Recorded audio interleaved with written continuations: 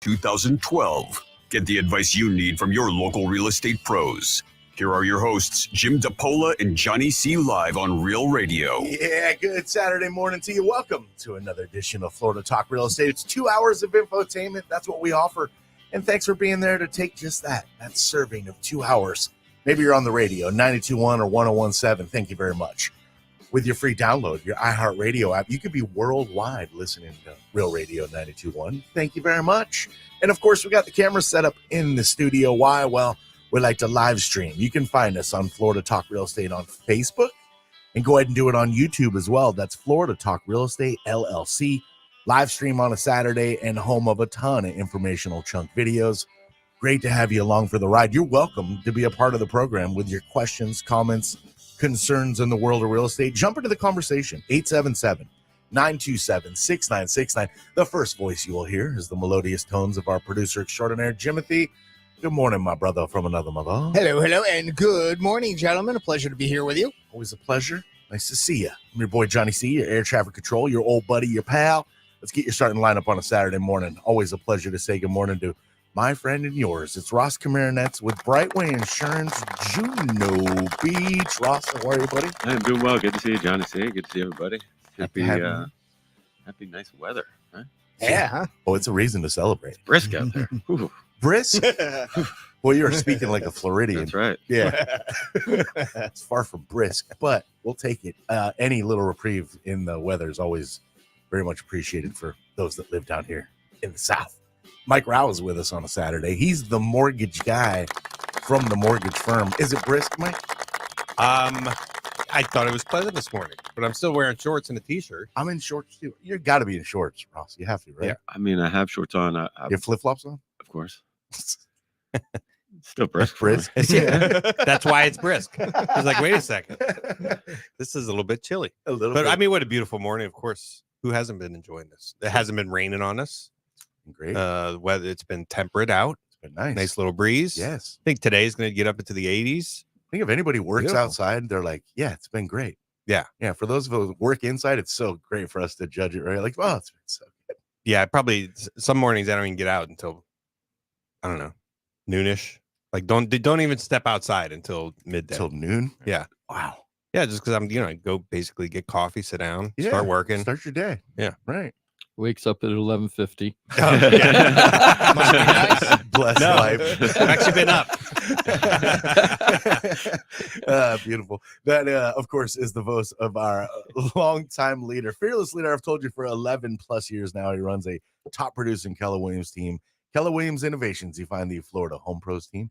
And Jimmy D. Jim DePola, how you be, my friend? Hey, I'm doing good. It has been beautiful weather outside. The sun today on the ocean was just amazing. The golden hue is awesome. Yeah. So nice Why don't and you just clear. open up and just start bragging? Yeah, I know. You know, right? Let's put it in a rerun. Go to the Right. beach. I don't have the youth and vigor anymore to sleep until noon.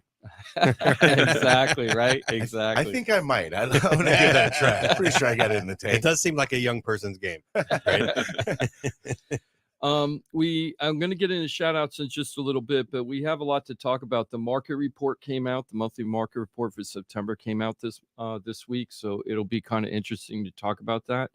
I can tell you this, that the interest rates over the last year have gone up quite a bit. Really? And news, right? To see what happened to the market because of that's going to be kind of interesting. So how much do those interest rates really put a dent into the market, and how did it affect it? We're going to talk a little bit about that. We're also going to be talking about homeowners insurance. Ross sends me this text, a group text in the middle of the week, and the headline said something to the effect that Florida residents flee this city because of home insurance crisis. Yeah.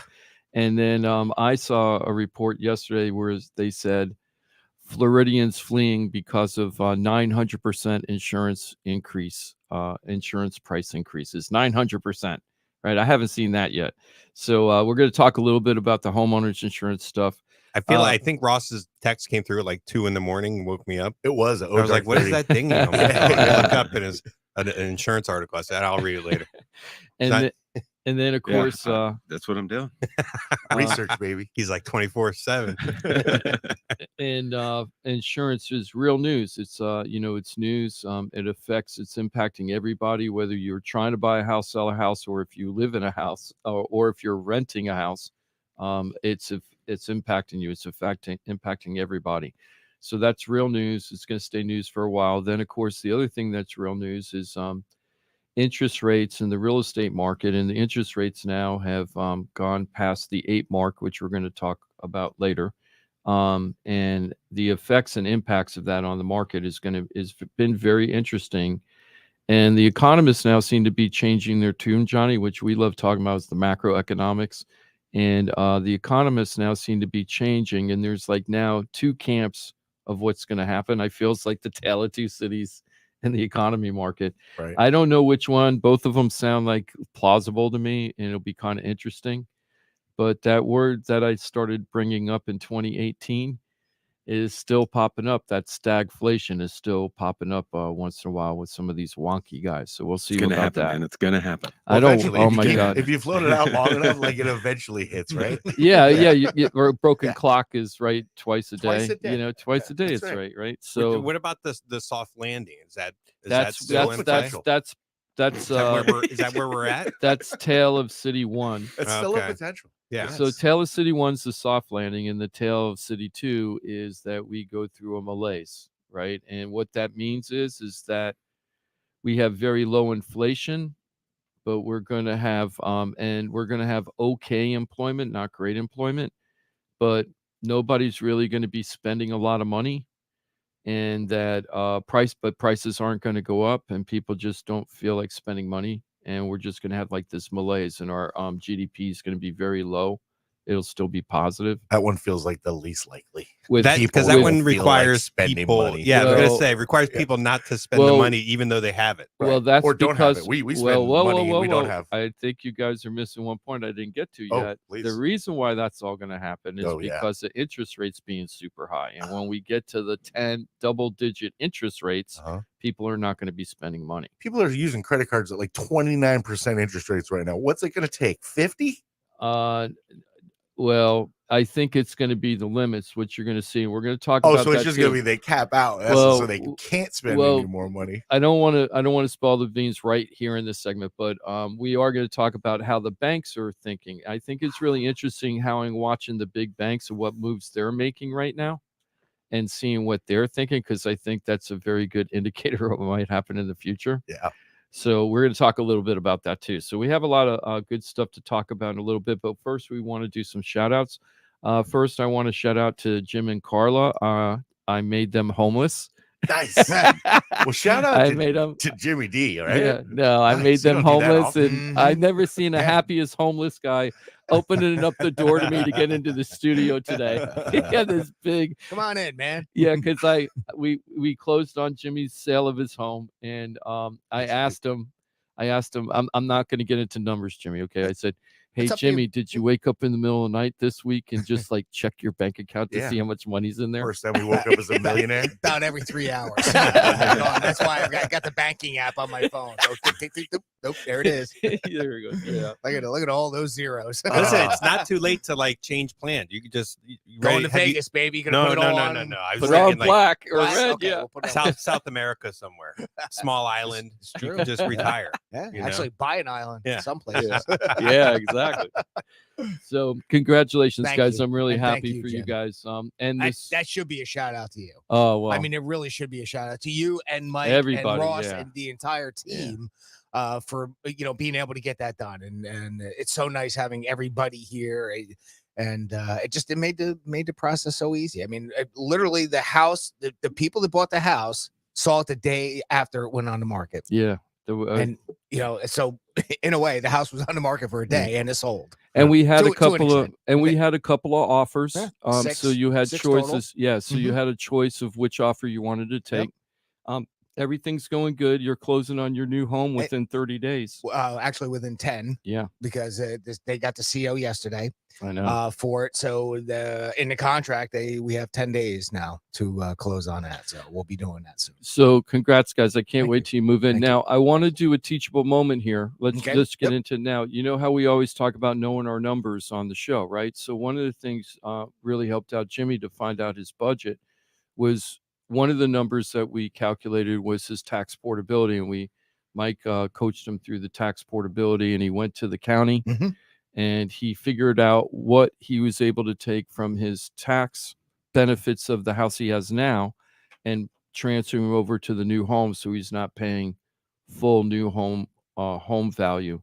He gets the benefit. Well, one of the things that Jimmy found out in this process is that benefit is true and it's going to happen for him. But when he calculates his mortgage, Mike, for now, his prepaids have to assume as if that tax portability didn't exist. So how much money extra did that? It's going to change your payment hundreds of dollars a month. About $300 more. Yeah, month. $300 more a month, right? Because I think we had prepaids- talked about that too. Yeah. Right. Now, what will happen is at the end of the year, when the tax bill goes to be paid and it's much lower than what is being taken out of Mhm. escrow, he'll get a big check at the end of the year, right? Isn't that what will Next happen? year. Yeah, next year. Yeah. So what happens is when you do new construction, depending on the disposition of that lot on January 1st of this year, which in this case it was a vacant lot, the taxes are very low because they were just on vacant land. So as a mortgage, as far as qualifying and setting what the escrow amount should be, because remember the escrow is a savings account essentially for next year's bill, Right. Mhm. right? Like, hey, you got a $1,200 bill due next November, Johnny. I want you to save $100 a month, Right. So we got $1,200 when the time comes. So that's how it works. So we estimate, and any lender that might have differences in like what calculation they use, but you basically estimate what will the tax bill be, worst case scenario, come next November. Not this November. This November is going to be a very low bill. Next November, what's it going to be? So we use a new construction calculation, which in our case is current millage rate at 80% of the sales price. Jimothy is not, and that would be like a non-homesteaded, here's a worst case scenario. So Jimothy, of course, is going to file his homestead. If he doesn't, though, that bill will be right? Like the estimation will be right. But if he's going to file his homestead come January 1st, he has portability, and so he'll have been saving too much in the savings account. So when the bill comes out, he's going to have too much in the pot, and that money's going to come back. And they should be reducing his mortgage payment, the escrow portion of the mortgage payment, once they get that new bill in November, which will probably be something like half of what they're estimating or less. Yep. Yeah. Right about the half. Yep. But we talked about that Mhm. early, right? I said, Jim, this first year, the escrow payment's going to be higher than it will be in the coming years. And the Which thing, is usually the opposite. Which is usually the opposite. Right. right. Yeah. So knowing your numbers is really important. And one of the things that Jimmy was lucky enough to have all these people here, the whole team, right? Bros, and, yes. and of course, Nancy, our office manager, was a big help to Jimmy throughout the process. So we're all here to help. And that's the kind of service we give our customers from the show. We get them to all the different professions that are needed. I don't know how many times in the last month, Ross, our team has asked you for guidance and help relating to the sale of properties where you were just giving us advice. You probably weren't going to get the policy because the buyer, we didn't have any connection to the buyer other than they were in contract with us, but you still gave us the information we needed to help close the deal. I do have something I want to talk to you about a potential issue on a 4-point failure on a 4-point inspection. And when we get to the insurance segment, we're going to also talk about that besides everybody fleeing Florida like their hair is on fire. But anyway, congratulations, Jimmy. We also had a couple other congratulations. Congratulations to Tom. Tom is one of the vendors for one of those big we buy houses fast for cash companies that advertise all over the country. Yeah. We've worked with him in the past a bunch of times, and he just closed on a condo, 55 and over condo in Sunrise we put on the market. I'm always get a little nervous when I put those kind of units on the market because there were 55 other properties just like ours in that community for sale. Wow. Right. So in this tight inventory, these kind of 55 and over lower price condo places, they churn and burn, and they always have tons and tons of units. Sure. And there'll be a few, I'm sure, that have like some unique aspect to them, but I'm guessing the vast majority of those are all kind of cookie cutter ish, right? They're all the exact same kind of model. It's Yeah. whether the only big difference was the kitchen wall taken out or the kitchen wall not taken out. And that's pretty much the only thing you could do in If these you're an units. end unit or Yeah. what floor Do you're you- on. on the lake, Right. Yeah. first floor, second floor. Okay. Is there an elevator in the building? But Sure. like with those 55 units, will all those 55 units eventually sell in the next 45 days? No. Or, okay, You so will like see days. some will sell in less than a week, and you can go over there right now and look at properties that are a lot of properties on the market over 300 days, and I saw one over 1,000 days. are they just way overpriced? Yeah, they're overpriced for condition. So you have to remember in these lower, I don't want to say lower income, but lower price 55 and over, because some of the people live there are not low income by any means. But the units, you can buy them for under $200,000 for a 2.2 or something, right? So those kind of units, a lot of the people that move there, they don't have the money or the effort to like fix the house up. So as they live in there longer and longer, it becomes dated and tired, and then it becomes, Less valuable. less attractive. valuable, right? And then because the new people moving in, most of them don't want to rip it out and start over. So if you have a brand new everything unit, and I used to sell these when I flipped homes down in Kings Point. I did that a lot down in Kings Point and Delray. If you made yours brand new everything, there was real value in that, and people were willing to pay more money, not even worry about the appraised value, because they just didn't want to do the work. Right. I don't want to rip out the kitchen. I don't want to rip out the bathrooms, right? I just want to move in, right? Because they're seniors. I was going to say there has to be some margin. There's some gap there. Otherwise, it's not interesting to somebody like Tom, right? Who is he's a flipper, or is this like a long-term investment? Tom is owns a is a co-owner of a big franchise. Yeah. So so the thing is, between you and me, he actually said at one point, I don't care if this is a loss lead or not. The guy's a big time investor, right? He goes, well, maybe this just be a tax thing. He said he made money on it, though. I don't like when people buy stuff and don't make money. I was a little surprised he bought it because it was a mess. And I was really nervous about selling it because the relationship we have is that I sell it on the back end after he fixes it up. But I'm like, oh my gosh, 55 other units. And there's so many that have triple digit stays on market. But he's a professional. He priced it right. We talked about prices. He didn't go nuts. We talked, and I think we sold it in under 7 days. Nice. We put ours under contract, and it was 7 days, and it was gone. Yeah, and we got full ask price. But you're priced right. Obviously. Yeah, but we were at the upper end too, and that was the other thing that made me nervous. We were at the upper end of that neighborhood. I'm going to be doing this with another investor in Century Village right now. Awesome. There's 50 something units in Century Village, just like his. It's just which ones are fixed up. Now this one is really fixed up. So we'll see, because he has I never saw this crown molding, right? Where he put LED lights in the crown molding, like behind it. Nice. So it hits the ceiling. So the crown molding doesn't actually hit the wall, the ceiling all the way. Yeah. It's attached to the wall and then has the light all the way.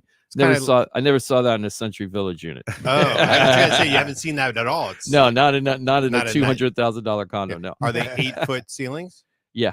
Uh-huh. Yeah. So could do that in my house. Yeah. So look great. It actually, I could see it look kind of nice. So, but anyway, look better than my Christmas lights around the house. Yeah.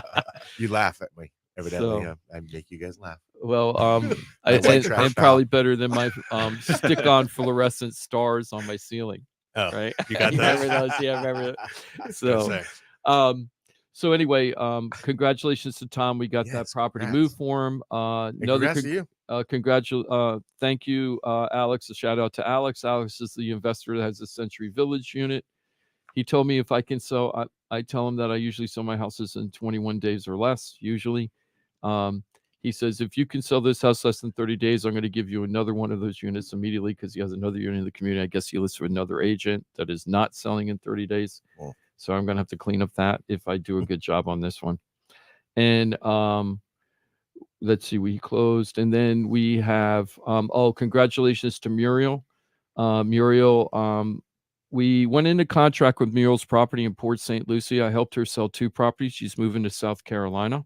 I sold the first property. Everything went great. The second property, she took the buyer. We talked about this last week. The buyer was had to sell the house in order to buy our house, and then their house still fell apart. So we kicked that buyer to the side. Kick them when they're down. Yeah, kind of had to. Nice. They made us put our house back on market. So that's not a good thing, right? Because now it shows back on market. So we didn't matter. 18 hours later, put it under contract again. We took an offer where there were seller concessions involved. So we actually took a higher price, and then we gave some of that money back to the buyer to close to pay for buy down points. Yep.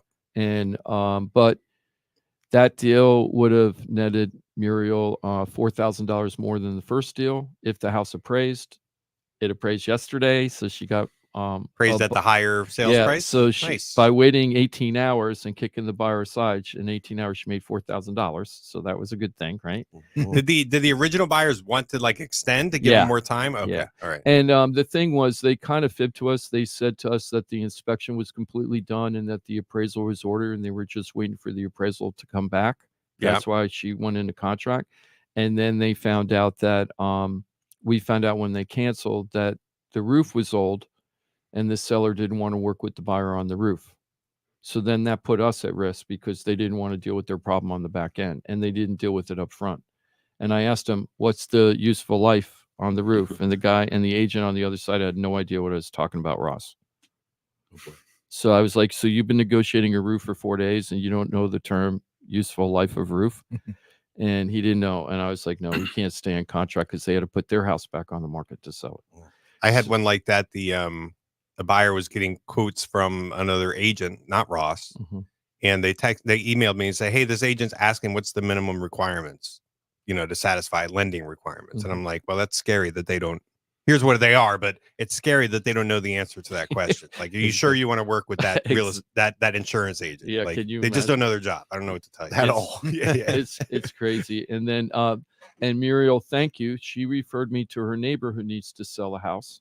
So I met with Carl and Peggy yesterday and took the listing, and we're going to be selling the neighbor's house right across the street from Muriel's house. So we're going to be working on that. Took the listing yesterday. So thank you, Muriel, for trusting me to sell both your homes and refer me out to another customer. That's awesome. Yeah. So I'm so happy. Pretty nice. Very happy about that. And let me see, where are we? I know I have a couple of the shout outs, but I can't think of what they are. I guess, I'm going to give a shout out, and then after the break, we're going to talk about inspections and the importance of inspections and how you have to look at them. Because I had 3 deals this week that all had major inspection issues, but they weren't necessarily related to the condition of the house. It was more of the attitude of the people evaluating the reports. So that's kind of interesting. So I figured we'd talk about this week, but I wanted to give a shout out to Chris. Mike's going to think this one's weird. Chris is looking to buy an investment property with us. We're helping him sell his house down in Hallandale. It's going to close, I think, next week or the week after. It's ready to close. We sold that in 4 days down in Hallandale Beach, got full list price, it appraised, all ready to go. But Chris went out and looked to buy an investment property with the money he got. We put a house under contract sight unseen. Then we went out to look at a potential inspection on the house. And Chris decided to back out of the deal because he felt there was too much work in the house. We're going to talk about inspections and the importance of inspections. It's also a lesson in contract, like making sure your contract is kept up to date, right? Because when you had an original inspection period and then weren't able to do it, and so a lot of people will be like, whatever, you assume something is happening in the contract. No, you have to specifically extend your inspection period in order to still have that contingency. Actually, that was a good point. They wouldn't let us in the house before we went into contract because there were uncooperative tenants in the house. So when we went under contract, we wanted a long inspection because we knew there would be structural issues with the house. It's an old house in downtown Lake Worth, 3 blocks off of Lake and Lucerne and 1 block off of the lagoon. So it's a really great neighborhood. But the house is 1920s, I think, and needs everything. So structurally too. So what happened was we had to have an inspection period. We wanted 10 days, but since we couldn't get in, we don't want the inspection period to start at the time of the contract was executed. Normally, inspection period starts the day the contract's executed, but we couldn't get into the house, so we didn't. So we had to write into the contract that the inspection period shall start once the tenants are out and we're notified that we can get into the house. So that's what happened this week. So Crest took a look at it and goes, "It's too much for me," and decided to move out of it, back out of the deal. He can get his deposit money back and everything's good that way. We protected him on that level. But we're going to talk about inspections because there's so many different varying wild opinions on inspections in general.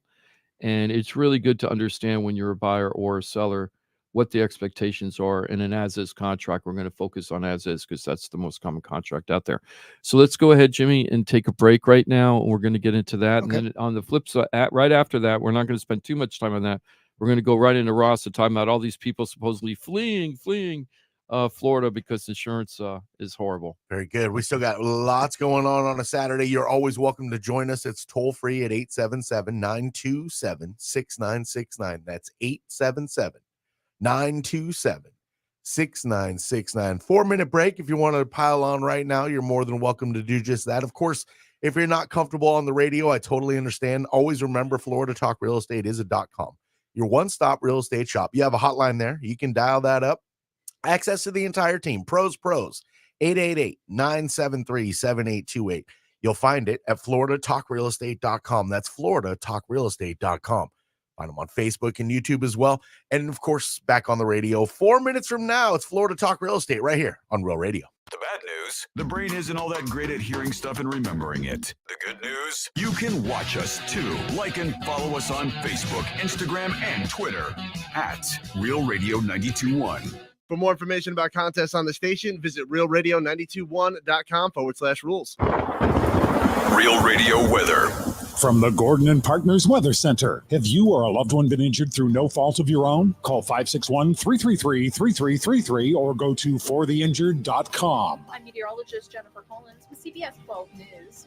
Plenty of sunshine as the day goes along. The temperatures in the mid to upper 80s and a northwest breeze between 5 to 10 miles per hour. Comfortable tonight. Temperatures return to the mid and upper 70s by Sunday morning. Seasonable on Sunday with highs in the mid-80s and a few passing clouds. This report is sponsored by New South Factory Direct Windows. Hi, this is Earl Ron, president of New South Window. New South makes windows that are energy efficient and hurricane resistant. You get both. New South is the factory and eliminates the middleman. Don't even think of buying windows until you see what our factory can do for you. Going on now. Save 35% off. Visit newsouthwindow.com. Hey, it's your boy Johnny C here, host of Florida Talk Real Estate. They're tops when it comes to helping people buy and sell houses. But Florida Talk Real Estate is so much more than that. For 5 years, I've watched these guys help thousands of our listeners with any real estate need. They couldn't do it without their sponsors, who are experts in their fields. Check it out. Jim DePola, powered by Keller Williams Realty. Their team specializes in helping people sell their house for top dollar, and buyers get great deals on the purchase of their home. That's what they did for me and my family, and I couldn't be happier that I hired them for my real estate transaction. Mike Rauch from the mortgage firm is one of our favorite guests on the show, and he is the mortgage guy. Whether you're looking for a refi or a mortgage to purchase a new home, Mike Rauch will get you the answers you need. The mortgage firm is licensed to do loans in Florida, Alabama, Tennessee, and Georgia, and they have local offices that cover all of South Florida. So if you're thinking about a refi or a new mortgage, go to the mortgage guy, Mike Rauch, and find out what he can do for you. The Mortgage Firm, Inc., NMLS 189233, Florida license MLD 78, equal housing lender. The law office of Paul A. Krasker has been specializing in real estate law for nearly 25 years and has the professional team you need. Upside down with your house, Paul's team can help you conduct short sales, loan modifications, even if you're behind on payments. They also help you with foreclosure defense and bankruptcy. They can even help you get a student loan modification and repair your credit to get the score you need. Paul's full-service team has helped thousands of our listeners, and they can help you too. Trident Title LLC is the largest privately owned title company in Florida. When you need a title company to complete a refi, home purchase, or sale, Trident Title has got you covered. Not only do they offer competitive pricing, Trident Title has attorneys on staff to make sure if you have bumps in the road declaring title that you can get the job done. Beware, not all title companies in Florida have attorneys on staff. Trident Title does and complies with all the new federal regulations released last year. Ross Komarinetz, owner of Brightway Insurance, has been helping our listeners get great rates on homeowners insurance plans. Haven't checked your homeowners insurance policy in a while? This is a great way to help reduce your monthly mortgage payment.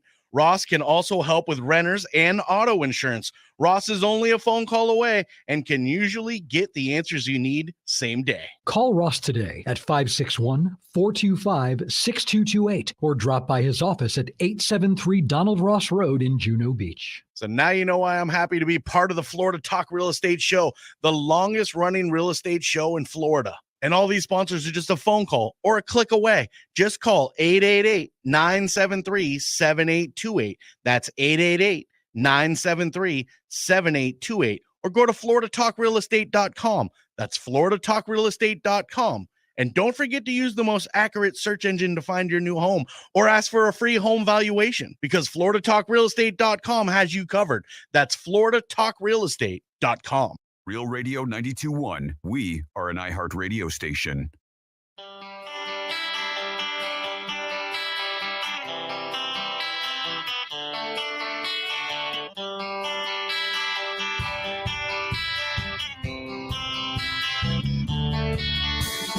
This is Florida Talk Real Estate with Jim DePola and Johnny C. Got a question for the show? Call us live at 1-877-927-6969. Yeah, you can do it. 877-927-6969. If you dial that number, you're going to be speaking with our producer extraordinaire, Jimothy. He's going to line you up. You'll be on the radio talking with pros with your questions, comments, concerns in the world of real estate. It'll work, won't it, Jimothy? The phone, it'll ring, won't it? Absolutely. It's fired up. I already tested it. Did you give it a test? I heard him. He's going, can you hear me now? Hello? Yeah. Can you hear me now? Hello? Hello. The phones are fired up. Excellent. I got a large pepperoni, please. A little early, isn't it? No. No, For pizza? never. Never too early. Never. Pizza. Good morning, Johnny. Good morning, my friend. Please, we love helping the folks. You got questions, comments, do not be shy. Join the fray. 877-927-6969. Johnny C, that's me. We got Ross Komarinetz right here. Brightway Insurance, Juno Beach is where you can find him any other time except for the 2 hours when he's with us on Saturday. How are you, my friend? I am doing well. Can I get in on that pizza? Sure, absolutely. Yeah. I got 5 on it, too. Yeah. 2 large pepperoni. Sausage and onion. Sounds really good. Yeah. That's just nice. I'm in on that one. I'm a big sausage fan. If you listen to the radio That's what I long hear. enough, you're well aware. Johnny C loves sausage. We all do that. Been a fan of the sausage forever. Yeah. I don't know if that fruit could hang any lower. Bigger the better. Got Mike Rauch is the mortgage guy from the mortgage firm. Hello, my friend. Good morning. Good morning. Yeah, I love sausage and onion on my pie. So Yeah. good, right? Yeah. Yes. You like a spicy sausage or more like a sweet sausage? I do both. I'm okay with both. I know Okay. you're a spicy guy. I like You probably a put spicy- hot sauce on your pizza too. I like a blend. Give me a little sweet Yes. and spicy. Yes. Yeah. Matter of fact, when I do not pizza, but just like sausage and peppers, I'll do half sweet or mild and Yeah. half spicy. When you can get sausage and an explosion in your mouth all at the same time, winning. You like that. I love And the smell of onions to boot. Right? Like, yeah. I love that.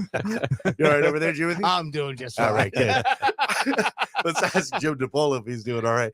Jimmy D is running a top producing Keller Williams team for over 11 years, the Florida Home Pros team at Keller Williams Innovations. There's Jimmy D. Jim DePola, are you doing all right over I'm there? doing good. How do you feel about I'm sausage? a explosions in your Portnoy mouth? guy. I'm a Portnoy guy. All right. Right. So I like the thin, crispy, cheese only. Oh, do you mean the pizza review guy? Yeah, the pizza, David Portnoy. So I'm not saying. Why am I saying it sound like Portnoy? Why am I saying? You were saying Portnoy. Portnoy. Yeah, what the hell's going on? Portnoy. Portnoy. No, why am I Portnoy. not saying it right? I Portnoy. can't say Tua's Portnoy. last name either. I was thinking about when I was driving over here. Tagovailoa. Oh, I It's- said it. Say it There like you go. this. MVP. And Yeah, there you go. no, that's Tyreek. Might be. Everybody's fighting. They are right? cannibalizing a little bit, aren't they? But yeah, so I like the thin and crispy kind of, but not like too thin and crispy, like Italian, New York No, New Haven. I like the New Haven. I do. I like the New Haven. Thin and crispy. I'm with you. Definitely. Deep dish, Ross? Deep dish? Like Chicago deep dish? Or do you want a pie you can hold? I mean, it's good every once in a while. Yeah. But I'd rather have that, like pick it up, New Haven style. Give Fold me, it. fold it. Get it. Mike, same? Yeah. I like both. I don't often have the deep dish. Yeah. But Domino's does their handmade hand tossed pan. Oh, you're blasphemy, right? Throwing out Domino's or talking about pizza. I'm talking about that crust, like that style, and that one's bastard. good. Yeah. But I've never had the New Haven, the New Haven style, the a pizza that you're talking about. I've never had it. I've never had. Haven't you been to New York or anything? So I've had New York style, but New Haven is different. It's a little different, I How about guess.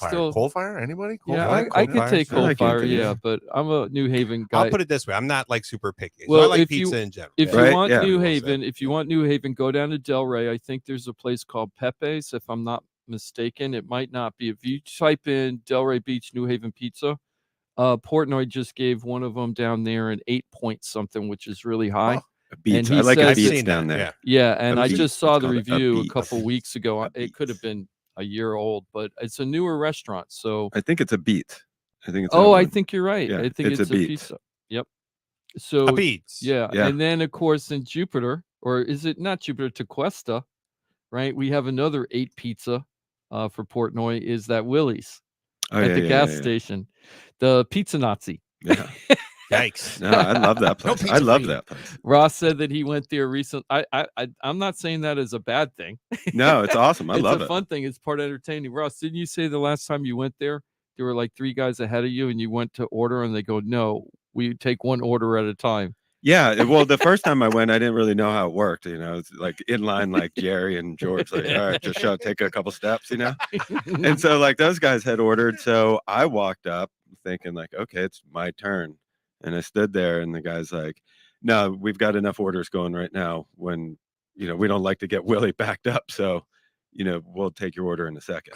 Don't overwork Willie. Yeah. Oh, wow. Yeah. Wow. Yeah. Willie doesn't like to know there's too many orders behind him. Yeah. He's too stressed out. I guess, Most places All will right. take the order and then they'll say it's going to be a little bit. Right? No, they won't even take your order. Nope. You can't overwhelm He won't him. take your order. It's like, Willie's not ready for you. Mindset. And I think before I went there, I called and it was like whoever picked up the phone said, Willie's Pizza, yes, we're open. If you want, come in.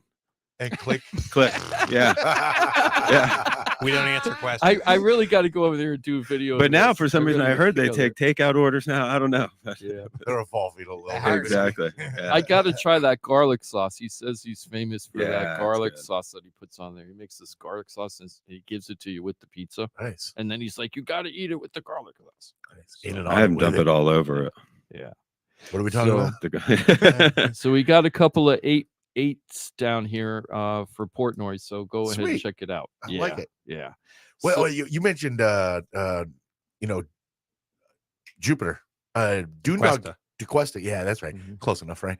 Doondog Cafe is getting a new spot. Did you see that in the news this week? yeah. So Yeah, with that's gonna Carlin be cool. Park. Yeah, I over ate in there. Carlin. I That's ate gonna be at amazing. It's gonna be a minute, but Yeah, I ate at alternate A1A. I live pretty close to there. nice. So I go to the one at alternate A1A like probably Doondog is. I go like probably like legend. twice a month or something to go over there. It's pretty Nice. cool over there. I was excited to read it. It's a pretty healthy investment they're making, but What I was surprised when I went there for the first time, because I didn't know anything about Doondog, and they've been around 30 years, Yeah. 40 years, and they got another one up in Stewart. They got another Doondog in Stewart. if you're in South Florida and you're like Doondog Cafe, what are you talking about? You better look that up and Yeah. go experience something. Yeah, and you know what? The food, it isn't. You think it's just a burger and hot dog joint, but really, it's a seafood joint. Tons of A little bit of seafood there. everything, yeah. Really good seafood. But their hot dogs are good. Yeah, Yes, they are, but I their hot get the dogs are kraut good. dogs. I get Yeah. the kraut dogs. Yeah. But the seafood is pretty good over there too, and everything's freshly cooked. You can tell that, and you can watch them. But it's a really good place to Good go. vibe. Yeah. It's all good. You can buy a commercial next time, dude, dog. I But know, Pretty cool exactly. to read that this week. Yeah. I was like, oh, that's awesome. Nice. Yeah, Yeah, exactly. it's going to be quiet. I always liked going there for breakfast or something. So Nice. it kind of stinks that space has been empty for a while. Yeah. And I know there's a lot of people in Jupiter that feel that way, and it's nice to have that back and be able to go. A little something. Breakfast. Yeah, and I'm Man, glad it's not a chain or something. It's going to be like a real mom and pop, like local business. It's gonna be number 4 for them, I believe. Yeah, I don't know where the other one is. So I know there's one in Jupiter. Stewart, now Carlin Park. I don't know where the fourth one is. Yeah, I don't either. When I read 4, I was like, huh, okay. Yep. Do they consider their food truck a location? Oh, that could be. Oh, it could be. Yeah, roaming I location. guess you kind of have to, huh? Yeah. 877-927-6969 if you want to be on the radio. If not, always remember Florida Talk Real Estate is a .com and a great source for all your pizza advice. Yes, exactly. And if you know where the Fourth Dune Dog location is, call yeah, it. call it. Give us a call. Tell us where it is. 927-6969. Wanted to talk about insurance. It is we've been talking about it for a long time, even before the media started like really picking it up and really going into it, because we see the trends every day, because we got to book the insurance policies for all the customers and all the listeners that call and say, hey, I want to try to check out quotes because my insurance policy right now is not good. Ross sent us a mass text message a couple of days ago where it said that this one community in West Palm is fleeing because of homeowners insurance crisis. And it's funny because this community is when I started in real estate 15 years ago or so, Flamingo Park, it's called, in West Palm, is up there's our favorite peep time. Oh, it's a little late. 12 minutes late. It's a little late. Yeah, slacker. Just take a day off. One of the things is that Flamingo Park has always been considered a very desirable community to live, and also a great investment community. 15 years ago, there were a lot of tired houses over there. Investors would go in and buy the houses, fix them up, and sell them. And it became a more gentrified neighborhood and started moving up. But now, because of the age of the houses, the location, I'm assuming, Ross, because it's so close to their coastal, I'm guessing, and the age, just the age of the structures of the houses, the home insurance going crazy, right? Or am I? Is the article wrong? No, the article is not wrong. I mean, I used to always, when we're, just working and see those homes in that neighborhood, and what's the other one that's just that whole area? Be like, man, those homes are so cool. But even 10 years ago, what's it called? Northwood? Are you thinking of? No, well, Flamingo Park, is a little farther south. There's but El Northwood's the Vedado, same. But Northwood's was the same way. Those same kind of older Florida homes. I'd be like, man, those houses are so cool. But even 10 years ago, they are so expensive to insure. And it's because they not only are they old, close to the, in the wind pool, but they all have flat roofs. Yeah, frame construction. Right. And so roofs. the flat roof, you can't, you can't get any wind mitigation credits. So that's what causes it to be so high. It's just it's all the homes with those flat roofs. And then, of course, if it's an older regular roof, then it's going to be high too. But it's the flat roof thing. Yeah, in my experience. Does a flat roof come off easier? I think it's more prone to leaking. No, I'm talking about wind damage. Yeah. I don't know, but as far as when you're getting a discount on the wind portion of your premium through the wind mitigation report, the two of the biggest credits are found in the attic. And typically when you have a flat roof, you don't have an attic. So there's so maybe it's that roof to wall connection. Yeah. So that was that article. That was a local article. I think it was Palm Beach Post. And then Newsweek came out with an article. This is the headline. Florida residents flee state as insurance premiums skyrocket up to 900%. Up to 900%. And I was thinking, wow, I haven't seen that, right? I've seen 300%, but I haven't seen 900%, right? I've seen somebody go from 2 to 6. Is 2 to 6 300, or is that only 200? It's 300. That's 300. 300%. Okay. Yeah. So, so I was like, that's kind of interesting. So I was reading the article. What the reason why they're saying 900%? They're saying that like some of these multi-million-dollar homes in South Florida, the insurance now could be as much as $600,000 a year for the insurance. I'm sure they're talking about 20, 30, 40, 50 million and up houses, I'm guessing. It's that it's that excess and surplus market, man. We've seen some crazy rate increases with some of those carriers that basically are just like, we don't want to insure you. And the, You know, Right. yeah, that's it's like basically we what it prefer is. not Making a to. number that's like impossible to say yes to. Yeah. They're like, oh, they're taking it. All right. Yeah. They're like, just make us an offer we can't refuse. Yeah. So what's happening with that is the reason why they're saying they're asking for so high premiums is because the insurance companies say replacement cost is so high. So that's the reason why you might get a 900% increase, but I'd have to call that a rich person problem. I'm sorry if you're complaining that your homeowner's insurance is $600,000 a year. But your rate isn't going I'm up. not saying that that's cool, but I'm just saying you could have definitely worse first world. problems. It's definitely first world. Yeah. And that's kind of like the problem that the commercial or the HOAs were running into. It's not that their rate was going up, but if you want to call it 900%, it was going up a good amount, but they were also making sure that coverage was correct. So you're having a large coverage increase as well to make sure that it's that at it's up to replacement date, cost. right? You're not basing everything on 1990 construction costs. You know what I mean? Yeah. So yeah, totally makes sense on that. So the other thing that I found interesting, because this article is more about people fleeing, it didn't, even though they mentioned homeowners insurance. Check this out. We're losing in 2022, and this is the dirty, I put out that little video on Facebook and Instagram about the dirty little secret in South Florida about how many people are leaving Florida. Everybody's talking about everybody coming, but there's a ton of people leaving too. And here's another, I was kind of cool about this article because it kind of backed up what I've been reading. According to the U.S. Census Bureau, there's estimated in 2022, 275,666, if you want to be exact. People left Florida in 2022. That's nearly 23,000 people a month. Does that include older people? Why wouldn't it include older people? Well, I mean, I'm sorry. How do you say this delicately? Maybe John? they left more than just Florida. Yeah, maybe they left.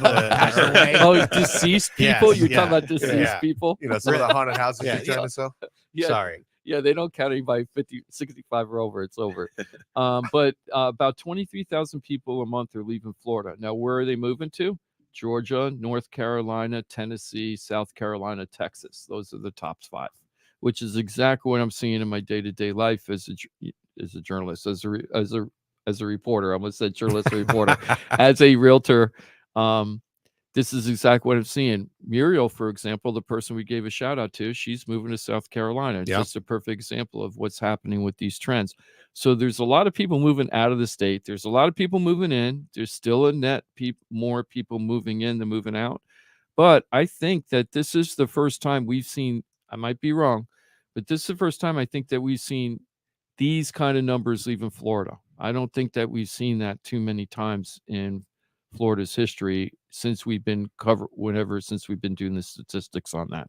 We'll see about that. I mean, but didn't we also have record people coming into Florida? Yes. So we have a net, and we still have a net increase. That's what I'm saying. But we're having a record exodus, I think, too. And so what are the reasons?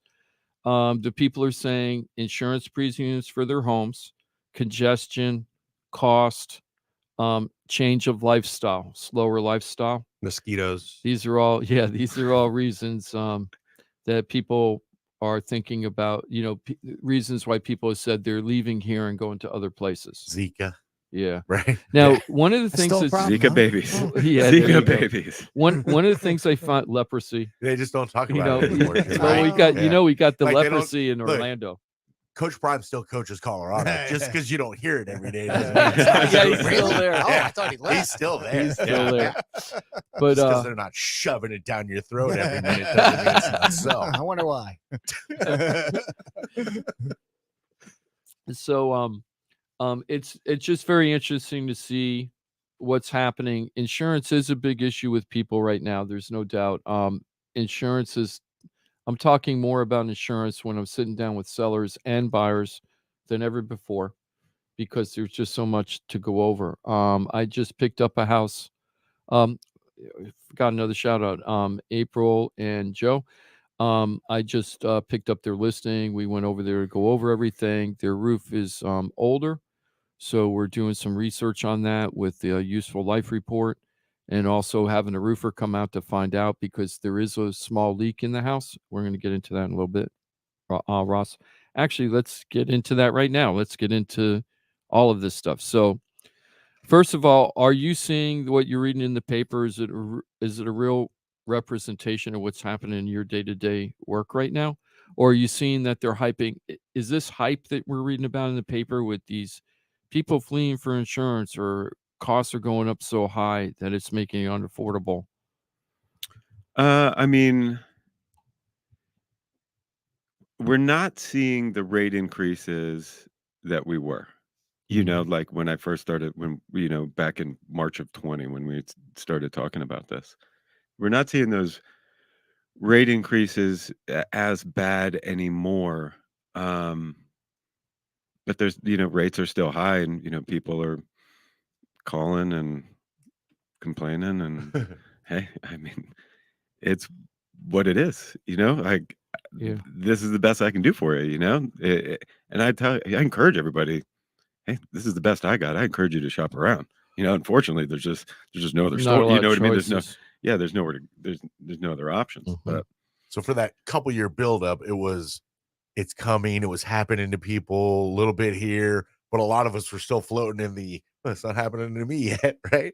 And now we're so saturated to where it's pretty much everybody's experienced. Yeah. So yeah, it's just all the increases have happened, and unless something pops off, we're pretty well settled probably where we're at least kind of expectedly for at least the time I think being. so. I think so. Yeah. But it's big news. Like, anything Citizens related is big news, is going to make a headline. Like Citizens asked for double-digit rate increases. Their rate increase right now is double digits, 10%. It'll be 13% this year. Like, that's not news. No, because that's happened many times in the past, right? We've had double-digit increases. 10%. Like their rate increase has been 10% at a cap, which is right. 2 digits, right? That's two of them. That's 2 of them. Okay, so that's two. double. And then they made they passed a law that, okay, we need to increase that, and they're on a sliding scale to increase that to cap at 15% in like 2025 or 2026. Those are double-digit, like that. That's always been a thing. Yeah, but you got to put that in the headline to sell the newspaper, and so I just think it is creating a frenzy now. But I think that, like, you're talking about something that's kind of already happened. I've already been hearing from people from out of state saying that they were interested in buying in Florida, but it's a really bad time to buy in Florida because of the insurance. So now we're starting to get that little bit of a reputation out there. Where people, and I feel like the reputation is kind of a little overblown. That's why I'm asking these questions. It's real, but it isn't for most people. And I'm going to get to Mike on this, but for most people, it's an expense. You don't like the expense, but usually you could still do it if you want to, right? You could afford it for a lot of people.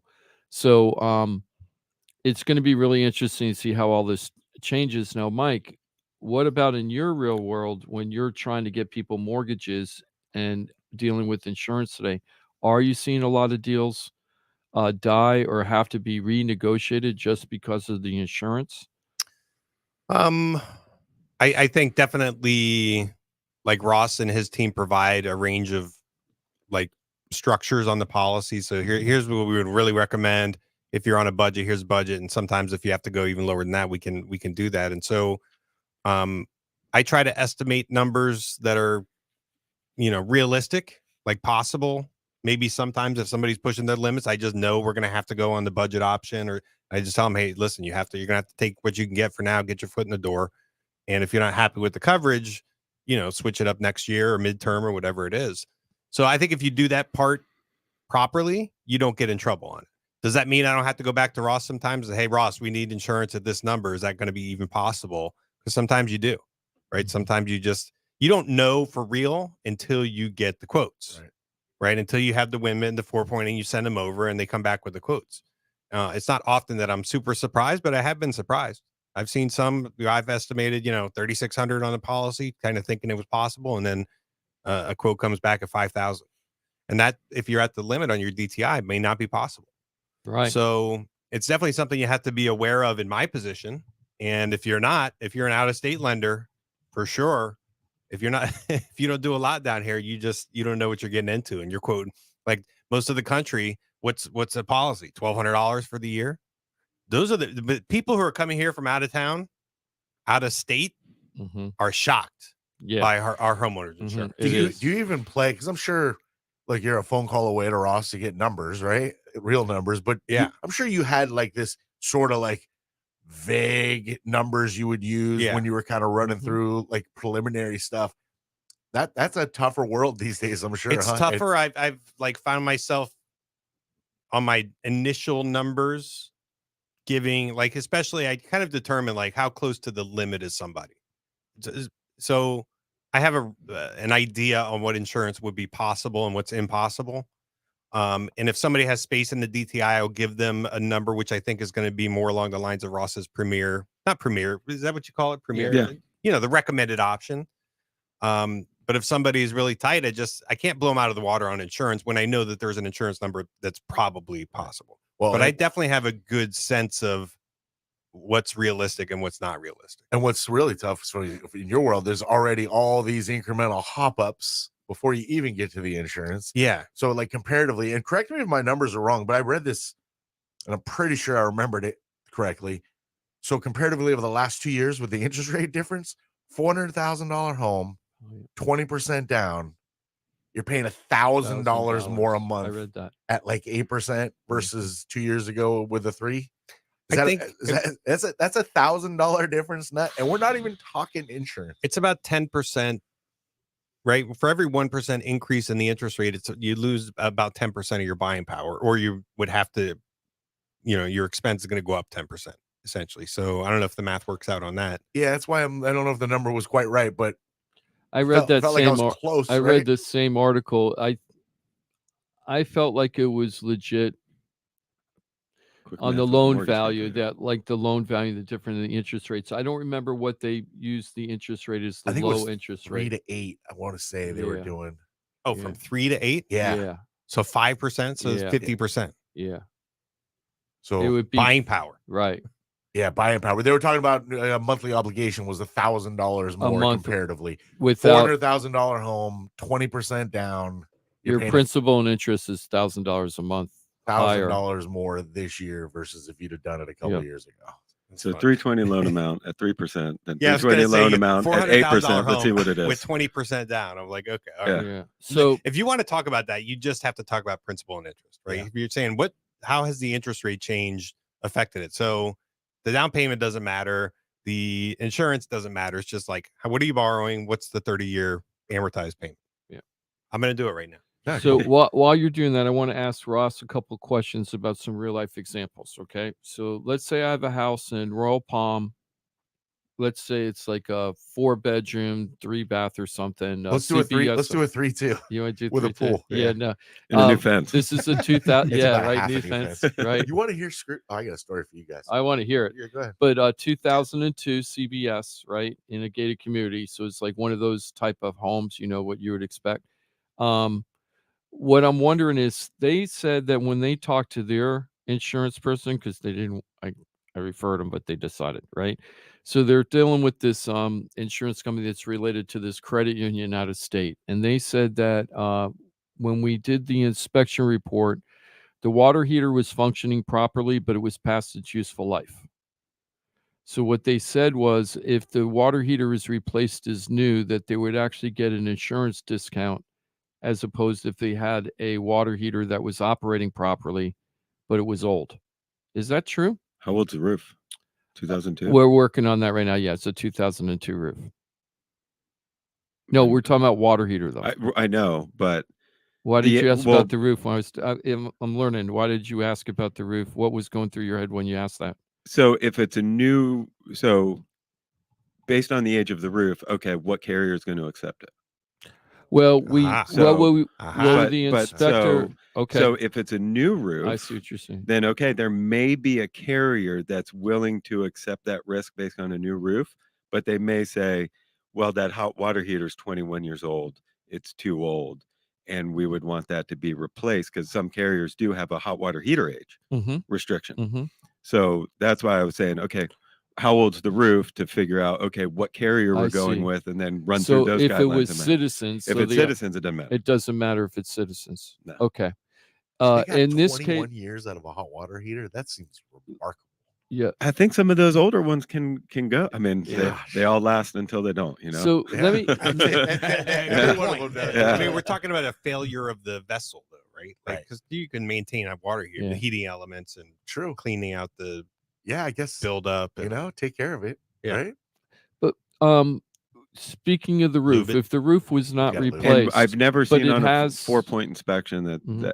unless if the water heater was in good working order, Mhm. I've never seen anybody document that it's past its useful life. Yeah, that It would usually what's that's gonna very become the- that's very contradicting. Must be like all rusted out, like everything. They Yeah. said there was a minimal amount of rust on the top of the tank. Oh, minimum. Minimal. I have a Minimal. minimal Now, is amount. this a 4-point or is this a home inspection? Both. It was listed on the 4-point. Didn't get it back. We're supposed to get it back today, but that's Okay. what she told me. It was going to fail the 4-point. Yeah, I mean, it depends on what that actual condition Okay. of the hot So water heater if is. if the water heater stays, hypothetically, and the roof is not replaced and the people are buying the house, there's no way they're doing anything but Citizens, pretty much guaranteed, or not Absolute- necessarily. Absolutely. Just Citizens, yeah. Okay. It's just Citizens. Okay, You that's know, helpful. Now I have another question though. Okay. there might be another company that you might be able to get a super exception on, but it's Mhm. they're gonna rate. It's gonna be super high. It's gonna be crazy high. But Okay. So now let me ask you this. I have another house with the 2002 barrel tile roof, right? And there's a corner of the roof that may be leaking. We're not sure yet because it's not leaking. It doesn't look like it. If it is leaking, it's not leaking in the house. It might be like on the soffit and just leaking in the soffit area on the outside of the house. But they're going to go out and have somebody take a look at it. And let's say they go in there and they repair that, right? And let's say it's a leak that's repairable and they repair it. Now you have a 2002 roof with a recent repair, right? But let's say that it has 8 years useful life left in it. Is there going to be any problem getting an insurance policy for that? No, you don't think there'll be a problem for that? as long as the 4-point's clean, Mhm. you know, one of the questions on the 4-point is or two questions is there an active leak? Yes or no? Is there evidence of an active leak or evidence of a prior Mhm. active leak? Yes or no? And, you know, if you check yes, you just want to make sure that you can provide documentation that it's not leaking anymore. Mhm. But as far as just doing a small repair, as long as everything else is fine at that point, I mean, a 21-year-old tile roof, it's Citizens anyway. What would happen if there were 3 repairs that had to be done on the roof? So let's say the roofer comes How- out and all of a when- sudden there's a couple of like What's the 3 latest patches. 4-point say? It's still, let's say in this example, it still has 10 plus years of useful life. It doesn't matter. I just need a clean 4-point. Okay. If I'm just repairs are trying- made and there's no leak, What about 4 repairs? yeah. Well, 4 repairs. Now you're 4 talking. repairs, Now a that's complete. 4-point inspection. Oh. Your policy is going to have a 4 in front of it. I Yeah. asked the inspector, what's the difference between a 5-year useful life and 3 years useful life when they were out there? He just kind of looked at me. Yeah. It's got to be a There's sore no way spot. to tell. Then you roll It's his got to be a eyes. sport Yeah. sore spot for those guys. His relationship with either the insurance agent or the realtor. Yeah, And whoever- exactly. How well do I whoever like referred you? him business. How well do I Yeah. like you right now? Yeah. Right? Is that crazy or what? That's totally crazy. Florida Talk Real Estate is a team of pros. If you want to be able to have access to people that can give you the in-depth answers, you know, every situation's like a snowflake. They're all very unique. Yes, your situation is very different than the neighbors. You got to have pros. There are a lot of people that are good at what they do, and then there's people that are great at what they do. At FloridaTalkRealEstate.com, you get the latter. You get pros. These are people that are phenomenal at what they do. You get them all at FloridaTalkRealEstate.com. Thanks. Let's go ahead and take the break, Johnny. Let's do it. Let's do it. We're going to get a 4-minute reset. We come back. We still got just about an hour remaining for you on a Saturday. Great to have you with us. Hopefully you wrote it down. Share, use. It's FloridaTalkRealEstate.com. Call the hotline, 888-973-7828. You can answer that, get that answered 24 hours a day, 7 days a week. Again, hotline you'll find at FloridaTalkRealEstate.com. Back in 4 minutes. Great to have you with us every Saturday. Florida Talk Real Estate right here on Real Radio. You're listening to Real Radio, available everywhere you want to listen. Yeah, even there, on our free iHeartRadio app. Download it now.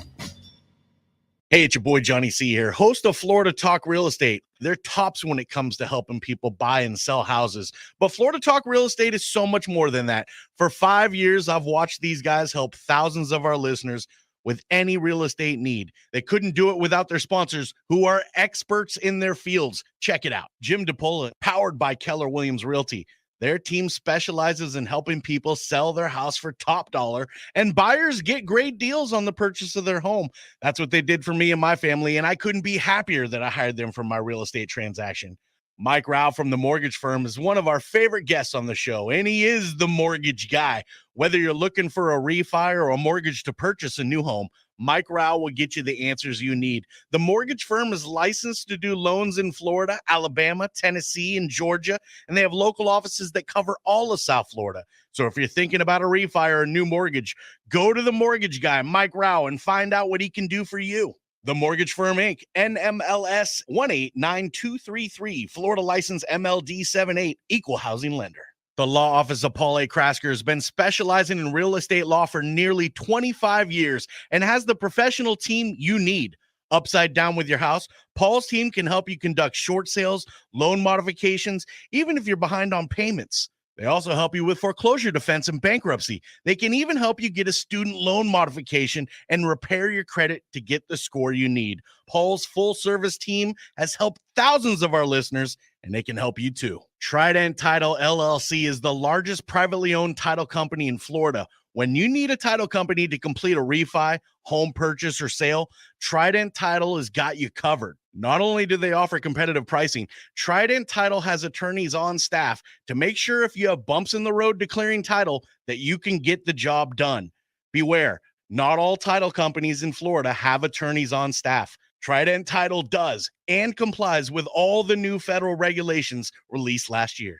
Ross Komarinetz, owner of Brightway Insurance, has been helping our listeners get great rates on homeowners insurance plans. Haven't checked your homeowners insurance policy in a while? This is a great way to help reduce your monthly mortgage payment. Ross can also help with renters and auto insurance. Ross is only a phone call away and can usually get the answers you need same day. Call Ross today at 561-425-6228 or drop by his office at 873 Donald Ross Road in Juno Beach. So now you know why I'm happy to be part of the Florida Talk Real Estate Show, the longest running real estate show in Florida. And all these sponsors are just a phone call or a click away. Just call 888-973-7828. That's 888-973-7828. Or go to floridatalkrealestate.com. That's floridatalkrealestate.com. And don't forget to use the most accurate search engine to find your new home or ask for a free home valuation because floridatalkrealestate.com has you covered. That's floridatalkrealestate.com. From the Anajar and Levine Accident Attorney Studios. Have you been in an accident? Call Anajar and Levine Accident Attorneys at 1-800-747-FREE. That's 1-800-747-3733. Real Radio 92.1 is WZZR West Palm Beach, an iHeartRadio station. Listen on your free iHeartRadio app for all your music, radio, and podcasts. Free never sounded so good.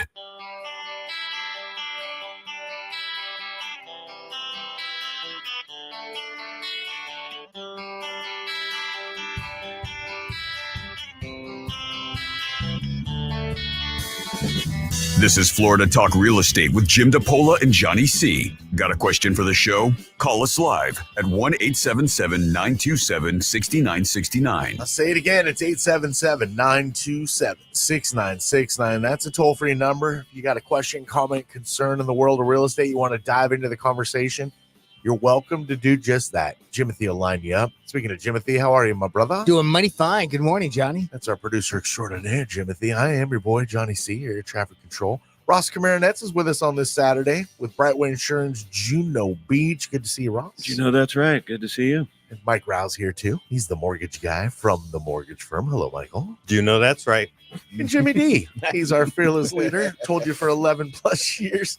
He runs the top producer Keller Williams team, Keller Williams Innovations. You find the Florida Home Pros team. And Jim DePola, Jimmy D. How you be? I don't know nothing. I know nada. I know nothing. Has anyone Nada, gone to yada, Fright Nights? yada. You go to Fright Nights this year? No, I didn't go this No? year. Have you been to Fright No. Nights this year, Mike? I haven't. No, I usually don't go though. No, you're not a usual. It's not because I'm scared. I just, you're it's scared. pricey. The kids used to want to go, and I used to tell them, we're only going if nobody cries throughout the year, ever. Not once. If you cry, we're not going to Fright Night. And I would use it, and they'd last a couple months, and then I'd catch them and be like, "Oh, what are you crying for?"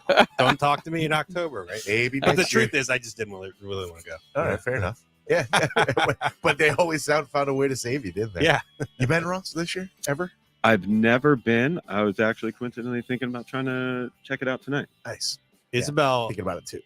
They went to the one in Orlando. What's it called over there? Oh, The yeah. Horror Night, Halloween Horror Nights. So or they whatever. do Horror Nights at Universal. They do Hallow Scream at SeaWorld. She went to one of those, and she said one of the things that caught my attention is they're integrating smells into the experience now too. So you get the smell of whatever they want to make you smell. Smells, moldy. You can feel heat, cold. Is that their excuse for just like more upkeep? Yeah, there they go. Like, we didn't feel like cleaning up the vomit from last night. Exposed intestines or something. That takes some effort, I think, to get that smell right. They've been trying to do that on Bourbon Street for years. Right? Yeah. Like, you smell the urine?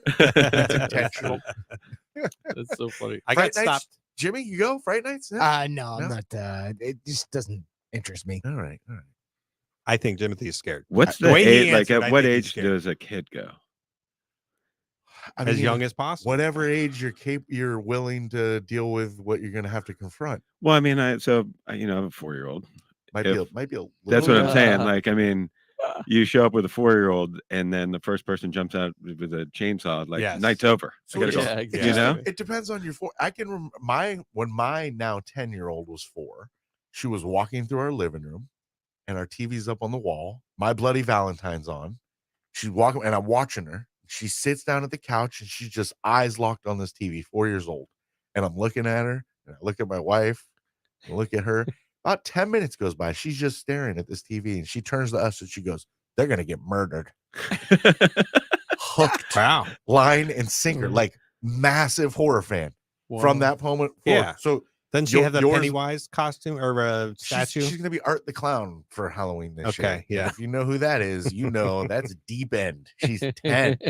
Yes, there's Pennywise God. all over her room. We got a 6-foot Pennywise animatronic in my living room. Your 4-year-old yours, though. very well could be like, yes, let's go. You never know. Yeah, I just don't want to walk in, pay whatever. I'm sure it's $30 a ticket or something like that. 40 something. Yeah. And then it's inflation. And Probably 60 45 bucks. seconds after walking in, where they're supposed to get you with that first scare, I got to turn around and go home. You're leaving. Yeah. No hayride, nothing. No. Exactly. Well, you got friends at Real Radio that might be able to hook you up. Just saying. I don't know. Oh.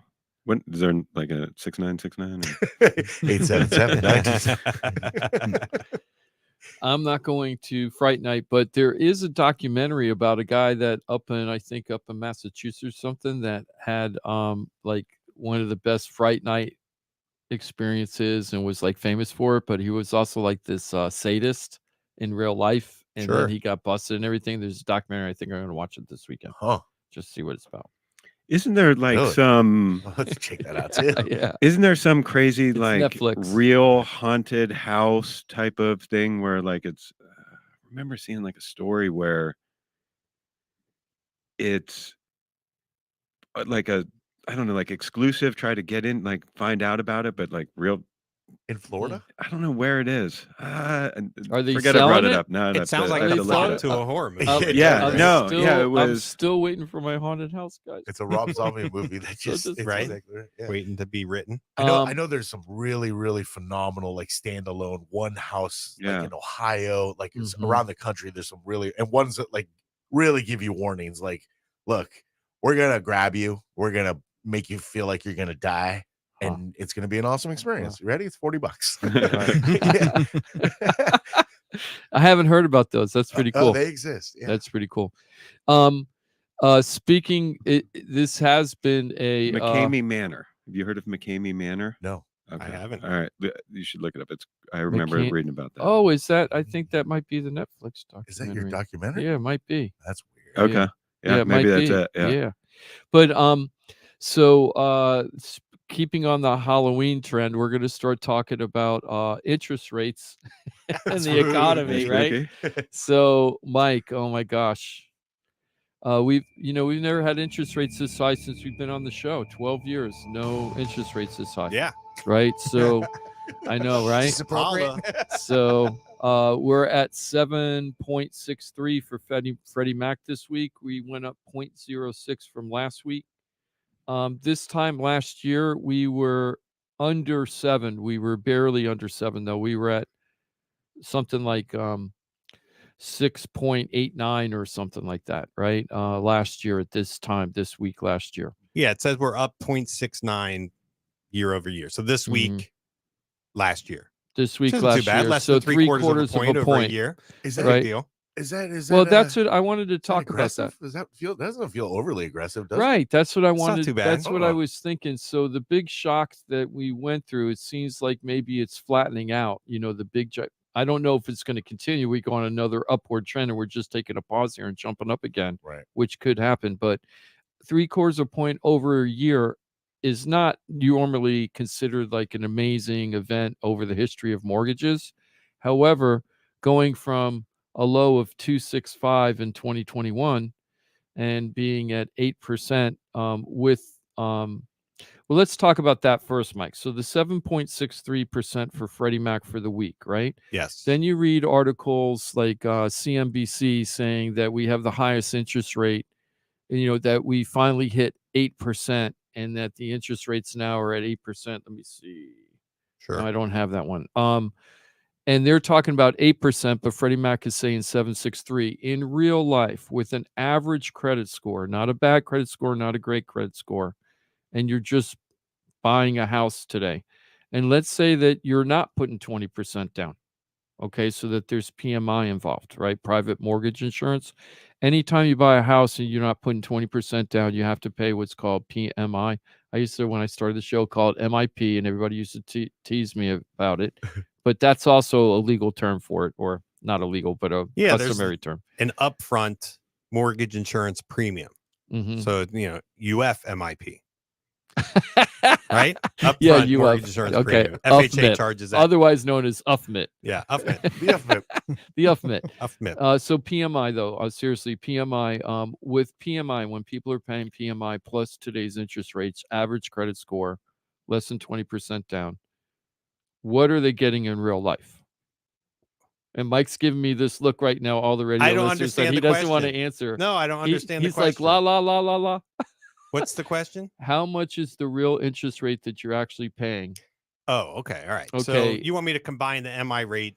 Yeah, It's hard. So and I know there's different loan programs, so it's different for each one. But in Yeah. general, on average, let me back up. Let me set up. So Freddie's number 7.63 is basically the average 30-year fixed interest rate that was, a conventional loan that something delivered to Freddie, right? Like that's, or not delivered, but locked in, or something around, something in that ballpark.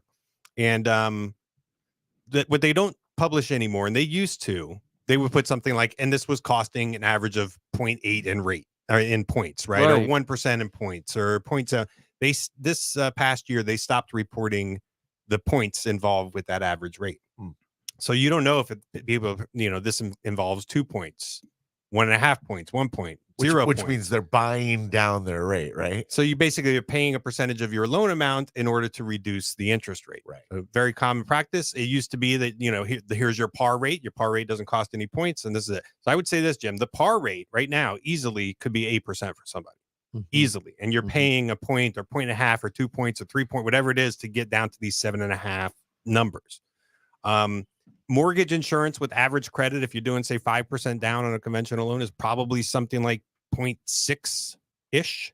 So if you take 8% as your 30-year fixed rate and you got 0.6 you're paying in private mortgage insurance, you're essentially paying 8.6 because mortgage insurance is expressed as a percentage. So you're paying 8.6% for as long as you have that mortgage insurance. And then once that falls off or goes away or whatever it is, you're down to your 8%. So MI is down to 0.6. it could be at like FHA MI, the monthly portion of their mortgage insurance is 0.55. If you're doing 3.5%. When I got it in 2014, wasn't It it like was 1.2? 1 something. No, but remember we said average credit. Oh yeah, okay. And then it turned. If you have poor credit, you could be 1.8. Yeah, on a conventional loan. Yeah. And then they moved it down to 0.85 or something, and then it went to 0.8 or something. Now it's 0.55. That's for FHA, but Right. you know, on the conventional side, like the better your credit, the lower that's going to be. Like you could, and also maybe you're doing 10% down, and so your MI is maybe like 0.25 if you got great credit. That's right, because you're going to pay MI on anything under 20% down. Mhm. That's right. Yeah. So, so we're really in the 8s for the average person, to be realistic, and we always try to be real on the show. This isn't a show to try to get you to do stuff, with an agenda of like trying to do stuff. We're trying to be real. So, And it could be that, like, I see some scenarios where there's no par rate, like every single rate just costs a little bit of money. So I would say you could easily be in the 7s, but you're probably paying, if you want to be in the mid 7s, you're paying some amount in points, 2 Right. points, 3 points, which can be up there. If you're doing a $400,000 loan, 1% is $4,000. Yep. But there's always break even math. Like, should you do that or should you not do that? And Right, so the and- question is, are you going to refinance this loan? How long until you refinance it? I got some people telling me next year. Right. I'm like, okay, I don't see it. You think so? I don't see that happen. I don't. The reason why they're saying next year is because the economists at the beginning of the year kept saying by this time that we were going to start seeing the Fed drop the reserve rates, Sure. and that was going to relax everything. They felt we would be at that soft landing by now. It's also And helpful. it's just not there, and I think that they were really overshooting it. It's also easy to like give somebody an optimistic overview when essentially once your transaction is done, they're going to go your way and you go your way, right? So it's I would never operate that way, but I could tell Johnny like, hey, you want to buy it? Don't worry, refinance next year. Let's do this 3-2-1 thingamajig, and you just next year you'll be fine, or within 2 years. And I could just never tell anybody that with a straight face. I have to say, listen, at some point in the future, you'll be able to refinance. When? I don't know. When a market condition is going to be right, I don't know. But somewhere in the next 10 years, probably. That's probably my best prediction. Somewhere in the next 10-year window, it will be. Is that too long? Sometime before you die. Yeah, You might be able to. But we touched on it last week. The mindset means everything always, right? So we talked about if you're at 8%, are you going to refi at 6? And I go, I don't know, probably not. And it's fascinating because that 2% drop clearly was a huge trigger for so many people. Yeah, we talked about that last week. I even thought more about it. And if somebody's at 8, I think they're calling me at 6. For sure. For sure. My instinct was, probably not. Yeah, because 6 sounds Well, you got to so wait high. till 5. It still sounds high. Right. Oh no, I kind of, because we kind of went through the cycle on the show when the interest rates started dropping when we first started the show. We've been poisoned by like 2 years, 3 years of rates. Exactly. It's Ridiculous. like, so we're just totally spoiled. Ruined. And it's more ruined than spoiled. I Ruined, agree. but I definitely had people calling me like if they could go from 4 to 3, they're refi, because they were getting like everybody was saying refi, like mailers, calls, and so. Well, and a lot of those people their equity positioning was huge, right? Like, and they're like, "Oh, I tapped in for some cash to try to deal with some debt." The positioning was so right. Market conditions were right where it made it healthy, and so are people going to call me from 7.5 to 6.5? That one. It just seems like people are not going to be satisfied. But if you can go down a point, 1%, I think would be the minimum. You would even consider it. True. And the people refied for less. Yes. 3/4 of a point, half a point, like to go from 3 to 2.5, right? So, but if you're doing cash out, you have to have equity positioning, right? If you're not doing a cash out, you're just doing a rate and terms. Rate and term. Yeah. Equity positioning doesn't come into play. It does. It does. You have to have. It's all just based on loan amount, right? Loan amount to equity.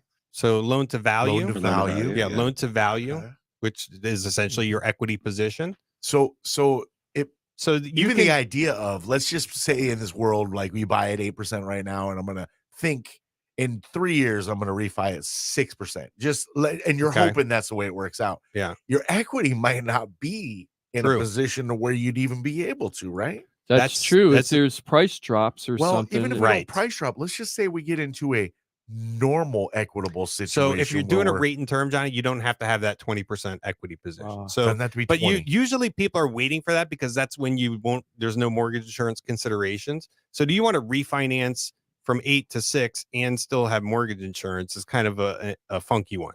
So most people aren't doing that. You're either going from like an FHA loan into a conventional But if you're because of the dropping- mortgage you're dropping insurance. 2%. Do you even True. care what like, you're calling it? Hey, I'm a numbers guy. Yeah. So if I see that, call it MI and if you the want. mortgage insurance is like similar, I'm gonna say, yeah, you're still getting your 2%. Right. And of course, I'm saying, how long are you going to be in the home? There's costs that you incur with the refinance. How long is it going to take you to recover your costs? And then you're in the black, right? So that's how I approach refis under any circumstance. Right. I'm just curious, like, does that business start to pick up as we get the 2 points, even at higher rates? I think that probably will. Will it at one point? I don't know. I think it will, but the other thing is that talking about this is there's a lot more decisions to make with your mortgages and understanding it. And the advice I would give people if they're thinking about as they're buying the place that they're betting that the interest rates are going to go down, just make sure you could afford what you got now and not be betting that, well, I'm going to be really tight for 2 years and then the interest rates are going to drop and then I'm going to be okay and I'll just like eat ramen noodles until then. Don't have that plan because that plan is too risky in my opinion. Jim, the family that we helped recently and we're still in the process who were for a variety of reasons doing a private equity loan, which would have had, I don't know the details specifically, but either 2 or 3 year refinance this loan, right? If the 2 or 3 year balloon due, meaning you had the loan had to be repaid within that time. And that that makes my stomach especially not right up now in because this market. It's a forced refinance situation and market conditions have to be right for to even be possible. Yeah, and we're in a very unstable market condition right now. We're kind of in uncharted territory. Like, while the interest rates were low for 3 or 4 years, remember every week we said not allowed to talk about the mortgages. It's kind of just copacetic, the good old days, right? When that was happening, if you were taking that chance at that point, it's probably a lot more likely that you'll be okay. But in this kind of market with these increasing interest rates, squeezing on insurance, not sure what's going on with that, all of those factors that are putting pressures. When you're buying the house, I don't know how much they're putting down on the house, but if they're putting down like a normal amount, you could lose that in a bad market, meaning the equity, the 20% equity, you could lose that and then it'll build back up. And as long as you don't have to sell during that period, you're okay because it's just a number on a piece of paper until you have to sell it. Yeah, it matters when you're selling or refining mostly. But if you're in that situation with a loan that says you must pay off this mortgage within 2 years, and then you get to that point and your house is not in the financial situation that you thought it was going to be, your numbers, you're in big trouble at that point. They could, depending on the lender, they could foreclose on you and take the property back. There's just a lot of things that could happen that are out of your control. Yeah, the value of your home does not depend at all on your equity position. Your equity position depends on the value of your home, right? And so, yeah, that's a big risk in an uncertain market when you have forced timelines. You could lose your equity position through no fault of your own. Johnny, you buy a home, put 50% down, 50% equity right in the start. Next year, you could be down to 40%. Yep. Right? Just because the home value goes down and you can't do anything about it. So if you get into a spot where you're going to need to tap into that equity for whatever reason, which would include refinance or selling or just, extracting money, if it's a forced timeline, you got to be really careful. You got to be careful about it. And I felt like in that situation you're talking about, I felt like the person that offered that solution to the family to go ahead and do it this way to get into what you want, I would feel very uncomfortable offering that solution without talking about the risk. And they were not talked about the risk. And that bothered me a lot because I watched it happen in the last bad cycle we had, back in 06, 06 through 08 and farther along, where they had the plan. People were doing stuff because people were doing crazy mortgages back then. So the plans were, we'll just do this and that. Like they're predicting the future like it's guaranteed. Oh, the 3-year interest only. Yeah. 3-year interest only adjustable rate mortgage. So for the first 3 years, you have a fixed payment, but you're only paying interest. So your payment was very low. And then it switches to the fully amortizing payment with the principal and interest. And people were like, well, don't worry, just refinance. Like get into the home now, Johnny, you'll be fine. Your job's stable. Your income's going to increase. And what happened? Market was like, went down. Guess what? Can't refinance. I shared on episodes in the past about how I got in trouble with my house. That's how this whole show started a long time ago, is when I got trouble in my house back in 2008, 2009, 2010, somewhere around there. Were you stuck in a mortgage and you didn't know what to do? Well, what happened? No, when I got, yeah, exactly. It's a tricky market out there. Well, that's how the show started, because I actually got bad advice. And how it started off was with a mortgage broker who Mike knows. Okay. And he redid my mortgage at the time while I was self-employed as a full-time self-employed person, and got me into one of those adjustable rate kind of things, and explaining to me, don't worry about it. By the time that you lock into the higher rates, you're just going to refine. Everything's going to be fine. And they talked about it all. Now, that mortgage broker did tell me the risk. Okay. So I was a big boy, and I'm not blaming that mortgage broker at all. But I don't know if I've been pushing that product the way, and that person wasn't the only person. Everybody was doing what he was doing. Sure. And I don't know if I'd be comfortable pushing those products, not knowing what the future was and feeling how risky it was. And now that I look back on it, when I was getting that mortgage, I really needed the money for my business. So I wasn't as concerned about the long-term risk. You figured it would work out. Yeah. And then what happened was I had like roughly, this is, 15 years ago or something, I had like a $268,000 mortgage, and then the price values dropped and the house was worth less than $150,000. Okay. And I was still, I wasn't completely full-time yet. So I was still working at the paper. That was a huge deficit. Yeah. And it took like 12 years for the house to come back. Right. I ended up letting it go. I let that house go. But it took like 12 years from the future owners, and a few people bought it. It still wasn't coming up to the value that I owed at that time. Yeah. Right? So I think the moral of the story now, or like the lessons we can learn now, is just like, you have to look at things in a like from a budget perspective. Mm-hmm. Is this something that I am able to pay? How stable is my job? How stable is my income? And if you can get it to a payment that's affordable and you can ride market conditions, you're not forced to do anything on a specific timeline, then of course you buy. And you don't want to buy, and all those things are important. The only other thing I want to add, and you talk about this all the time, is don't plan on betting on the future if you're only going to keep the house for 1 or 2 years or something, and then doing something. Yeah. Because markets can change fast. And I don't know if we're going to go through that, or if we're going to go through the boiling water thing, but the interest rates are a big pressure point right now. So let's go into the market just really quick. I want to, Jimmy, do you mind if we just plow through until 11? Yeah, sure. I wanted to go into the markets this week because the reports came out. Hold on here. Florida Talk Real Estate is .com, your one-stop real estate shop. We're going to push right on through into the top of the hour, pass the baton to the locker room. You're welcome to join us toll free at 877-927-6969. Questions, comments, concerns, you want to dive into the conversation, do it. 877-927-6969. If you're not comfortable on the radio, always remember FloridaTalkRealEstate.com on Facebook and YouTube as well. Florida Talk Real Estate. I want to know what's going to give first, Johnny. The interest rates, insurance premiums, or housing prices. I think what's gonna give first? Interest rates. I'm gonna say interest rates. Interest rates or housing prices. That's my two. Not insurance. I think insurance will be third because there's less control over that. But insurance could really step in and be the hero here.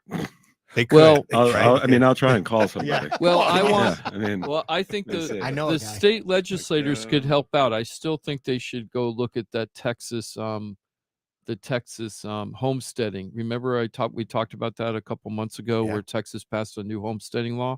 It saved about every property owner about $1,500 a year. Well, they doubled their homestead exemption, right? Yeah. That'd be nice. And they added a couple other different type of exemptions that didn't exist. And the average homeowner now $1,500 less, but they still get all the same services, right? So they didn't have to do cutbacks, right? Florida could do that too. It would I'm definitely sure. help a lot of people. That's for sure. For sure. But think of the lost revenue.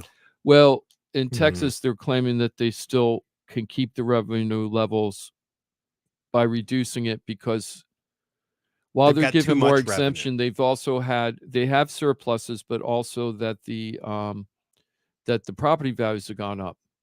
So even though that they're offering more extensions, they still are getting property values are going up. And Florida's in that cycle too. So they could do that. And I'm putting it out there. I have a video floating around out there. We only got 1,000 views. So go like it and call up your legislator and say, I want a better homestead. Timothy's thinking about portability, and imagine doubling homestead. Yeah, can you imagine? That would be huge. Absolutely right? incredible. Yeah. Well, the other thing about the property value increases, I'm sorry, we're going off track, Jim, but is they're probably increasing their revenue on non-homesteaded properties more than they anticipated, because the homesteaded properties have protections like caps on what the value, the taxable value is. Right. So, but I think we talked about that before. Like, so property value increases, especially on non-homestead properties, increased revenue. So non-homesteaded is going to be all investment properties and people that don't realize they need to homestead. Sure. Or they can't for whatever reason. Yeah, I had a relative that could have homesteaded for 12 years and didn't. And I asked him every year to homestead during that big boom period that we just had. Just refused to? Yeah, like, just wouldn't do it. Because laziness? Or? I have no idea. Okay. Maybe he had another homestead. Yeah, it's pretty crazy. And you never know what goes on. The amount of private taxes they're paying. You had a whole nother family somewhere else. Exactly. Yeah. There you thought he was your cousin. He's actually your brother. Exactly. Wow. That's a turn for the worse. So we know that it did turn for the worse. He's your daddy. We know that.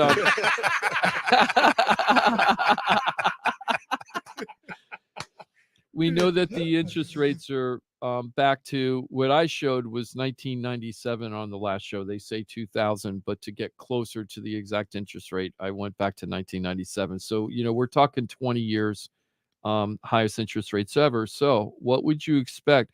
And the interest rates have increased 0.75 of a point from a year ago, last month, September. We're talking about the monthly reports. So we went up 0.75 of a point over the last year. So the median home value for single-family homes that sold in September of 2022 in Palm Beach County was $580,000. So we've had a 0.75 point increase in interest rates over that time. So what happened a year later? What do you think the median home value was a year later with all these crazy increases in interest rates, the squeeze on the Florida homeowners insurance, right? And sellers having no inventory. So what do you think the median home value was this year? Well, the way that you just set that up, it's higher. I'll say. I don't know how much higher. Yeah. But yeah. How much higher? 600,000. Yeah. So it went up 3.4% from year over year. Okay. Now we are really at real numbers, because the highest we ever got was last year in June or July of last year of 620 for Palm Beach County. I remember the 625 number or something like that. So we are only down a little bit off of that high, but we've been staying pretty close to 580, 600 the whole time since July of last year, which is a year and a half ago, basically, almost. Yeah. So this has been a pretty stable market. So that's talking. That's median, by the way. We're not talking average. We're talking median. So half sold for more, half sold for less. Right. Huh. Now, here's a couple other things. The original list prices compared sold price to original list price. Last year, it was 95% list price to sold price, right? This year, it's 96% list price to sold price. Okay, so actually, even with the higher interest rates, the sellers are getting 1% more than they did here on the county average. based. What's the Florida Home Pros number? 888 No. 973 7828. No, I'm sorry. Oh, Your percent. I didn't get what you were saying. That's funny. We've had a couple of houses that had roof requirements, so we've had to have price reductions on a couple of houses. That's okay. It's a strategy we have to use. So sometimes we set the list price at a little bit different than we would if the roof was okay, and then build the roof as a cost through the process. So I'm probably still at 97, 98%. Yeah, it's higher than the Yeah, 96. but it's a I know little that. higher than the 96. Now median days on market right now is 24. Mine is 9. Okay, so 24 days on market to sell the house. Okay, Jimmy, I think we were slacker with you. I think we were 10 days on market when we sold your house. That's why he's going to Now get Because different we, next time. and only because we had 6 offers and it took us days to figure out which one we were going to choose. That's like the only 5, reason why. really. Really, was it 5? I Yeah, believe so. Yeah. yeah. So No, you took 10 days to market as sold. I'm Or sorry. I mean, market as under contract. to change the Yeah, it status. took you 10 days to change the status, but We knew during it that was time, sold. you had enough offers. Yeah, we knew it was sold. We just didn't know which of the 6 offers was Right. going to be the one. Yeah. Right. So, I mean, So- that day's on market for But you. the way is I always use the inflated. numbers that are on the MLS, so I don't. Yeah, Ah. but you're right. I use the numbers that are recorded on the MLS. So 24 days on market. Last year it was 22 days on market. Maybe it's a good time to refresh us on what's a seller's market versus buyer's market. 6 months. So 6 I months. feel like it's if never you have been 6 months of ever, inventory. right? Oh yeah, I no. I thought we adjusted so that here in South Florida it's 3 months. In Jimmy's neighborhood, when I started the show and I was selling houses in Jimmy's neighborhood as short sales, when we started January 2012, 6 years inventory. Yeah. In Port 6 St. Lucie? years Yeah. inventory. What does that mean, inventory? No other houses go on the market based on current sales, productivity, how long it takes to gobble up all the homes that are on the market with no new ones coming on the market. Normal is 6 months. If it's at 6 months, it's neither a seller's market nor a buyer's market. Okay. Anything above 6 months, it becomes more of a buyer's market because the sellers have less buyers. So the buyers have more choices and time. And when it becomes under 6 months, it becomes more of a seller's market. Right now, So that's months of inventory. I was thinking days on market. Are they? oh are no, they more days or on less- market's different. Days on market, we got as high as back when we started the show. I mean, it was very, very easy to be 90 days on market for the median county average, but there were houses that were on the market 600 days and stuff back then. But 24 days is actually on a little high end, believe it or not. We've gotten down as low as under double digits during this think that's single COVID period digits. through the 4. Yeah. Yeah, single Under digits, dou- under under double double digits, digits. single Nice. digits. Yep. Yeah. That's another way of saying it. Potato, potato. But inventory hasn't really changed that much. As far as inventory, well, actually, it's gone down. This is not a good thing. It was 3,900 last year. We had 3,900 homes for sale last year at this time in Palm Beach County. Now we have 3,700. We have 3.3 months of inventory now. We had 2.9 months of inventory a year ago. So pretty close. I feel not like a much year ago we difference. were like, hey, we could use some new construction. Yeah, We're we're still still. And could the new use some- construction's slowing down. It's slowing down right now. I don't understand those builder guys. They're so conservative about everything. I know they got big money on the line, but come on, everybody needs a home. They're in a thing. It's almost like if you were selling water for a living and there was no public water and you were worried that you were going to oversupply the water. It's not going to happen. Everybody needs water. Yeah. Right. So I wish they would straighten up a little bit. It would really help us out. President Biden came out with some kind of home ownership plan. We're not going to get into it today because it's way too much. They got like 5 new programs coming out. This is what was scary to me, Johnny. We're going to talk about this later. What do you think the push was? To make home ownership more affordable to lower income families. Now, why am I saying that? It's a scary thing. That's how we got in trouble with the crazy mortgages back in 03 through 06. Yeah. So I'm hoping that they don't go to the crazy mortgage stuff. It couldn't have been more affordable than it was a handful of years ago. Exactly. If it wasn't affordable for you then, homeownership's not in your immediate future. Nope, Johnny. It's not. Prices are too high. I don't care. not. I'm getting 2.65%. Not. Prices You are need too high. you Nope. things in your Nope. world have to change dramatically. Prices too high. It's just that's not the path that you're on. Prices too high. Then it became interest rates too high. Interest rates too high. I'm not buying. Interest rates are too high. Then it became interest rates and prices are too high. because we're in that now. Jim, when we earlier in the show when I was talking, I wanted Mike to crunch the numbers on that $400,000 home comparatively, 8% versus 3% interest. $1,000 more a month. He looked it up. That's exactly what that number is. Is that 20% down? Oh, did you? You worked? No, I calculated. Yeah, it was $1,000. Yeah. I mean, I hate looking at stuff like that because it's like, but why? We like to bring it up for the conversations, and I'm not picking on anybody. Please do not take this personally. But I had so many conversations calling the Florida Talk Real Estate database where they're like, I'm waiting for the prices to come down. Well, you're still doing that. Guarantee your rent went up. Yeah, guarantee your rent went up during that time. During the break. I don't know, Jim, if you're listening, but one of my mom's friends who hopefully is going to be calling, if he's listening right now, hopefully you're going to be calling Mike Rauch, FloridaTalkRealEstate.com. He's a veteran. Nice. He can take advantage of the what he has earned, right? His benefit as a veteran. He had a visit from a new homeowner. He's been living in his spot on South Hutchinson for quite some time. His rent is going to more than double to $3,200 a month. Wow. Yeah, that's insane. Hopefully he's going to be reaching out, take advantage of that benefit, be in a position to buy something. Yes. Remember, Bets, the VA loan, not only is it 0% down potentially, it's also no monthly mortgage insurance. Right. No PMI. Right. So that mortgage insurance that goes into your payment, that could be, that could save you 0.6 on your rate. Yeah. Mike is a VA specialist. Sure. And he has a lot of care for everybody he works with, as does everybody on this team. But yeah, if you're a vet, or if you're just thinking about buying a home, remember FloridaTalkRealEstate.com. But those are the real numbers.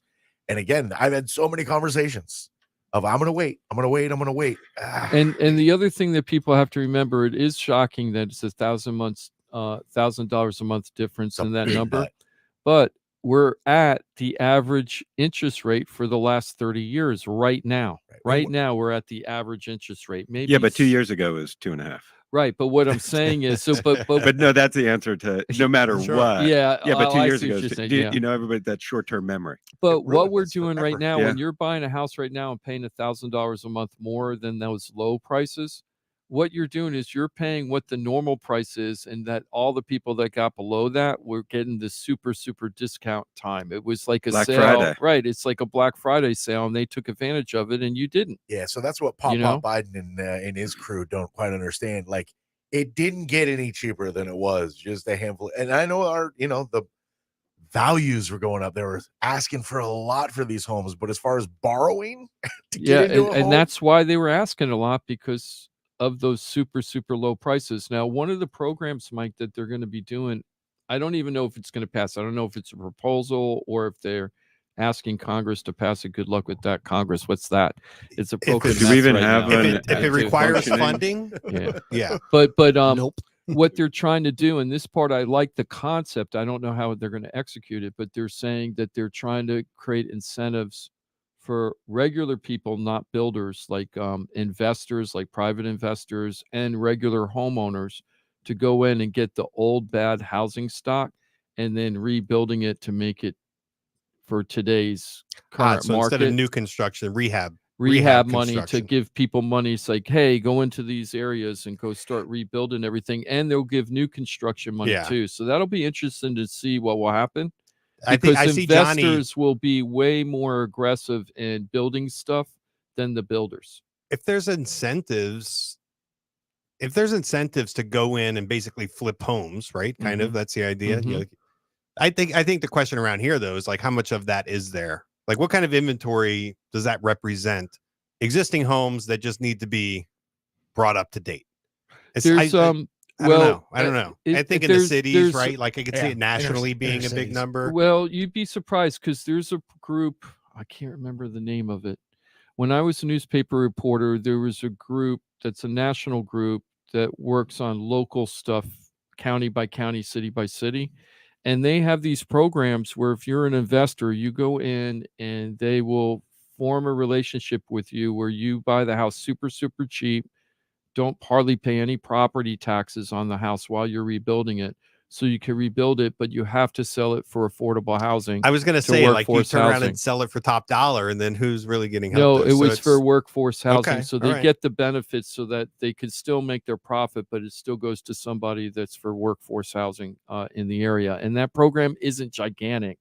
It's gigantic nationwide, but it isn't like a lot of homes are done here, Mike. Why wouldn't they just But if like it was contract bigger, and be like, okay, we're just going to fix up this house and sell it instead of getting a buyer involved, and then now we've got to get different contractors involved. well, the concept and then now we have to sell it. Well, the concept is that that do you really want government being involved in the real estate market, or do you want private enterprise to go do it and you incubate them to have the ripple effect of all that money flowing everywhere? I mean, and the idea of having a government run construction. Oh, I definitely jobs, don't think anything government run not a is good idea. good, but Those words together. Yeah. Just make you go, We're here to help you. Yeah. So that's part of they try to use it as an incubator program for the investors, and the investors can do pretty good on those programs. I've met investors that do that, like that's their niche, and they do pretty well with it. They have to be, and they're really, those groups are usually really tight with Habitat for Humanity and things like that, and they get involved really heavily on that level too. Yeah, it's going to be. I think it's more of a personality than anything. Because the investor, if you're already an investor, you don't need any like help for you. You're already an investor, right? So and you want to sell for top dollar as and an the investor. parameters where you're locked in. You're not. You're not a ROA or ROI type situations where you're like, oh, I'm maximizing on this investment. So that's more of a personality where you're more caring about people. Or it could just be, it could be dollars and cents, Johnny. So they're basically basically do enough, right? Like if the tax incentive, meaning like you're not paying, maybe you avoid capital gains tax or whatever. Like if the tax incentive is big enough to outweigh the limitations they're putting on like what you could sell it for, then and also they're giving you loan for the construction money, right? They're giving the investor money to build the house, if at it's a the low cheapest way to interest rate, finance, interest rate. So they're not using hard money loans at 15%. All right, well, we need to only. figure out how to do this then, because it could help, and we're all in the biz. I tell you, I watched a TikTok-y type of video, and I'm still obsessed about this, where these guys in the Midwest bought an old school, like a 1916 school, and then turned it into housing. And it was gorgeous, and it came out great. And I was like, I know of so many empty schools down here, and I think that would be awesome way. Like in Delray, I know like 3 schools in Delray, they're just abandoned. And Really? they're public. They're owned Really? by, there's a lot of abandoned public school. Not when I say abandoned, closed.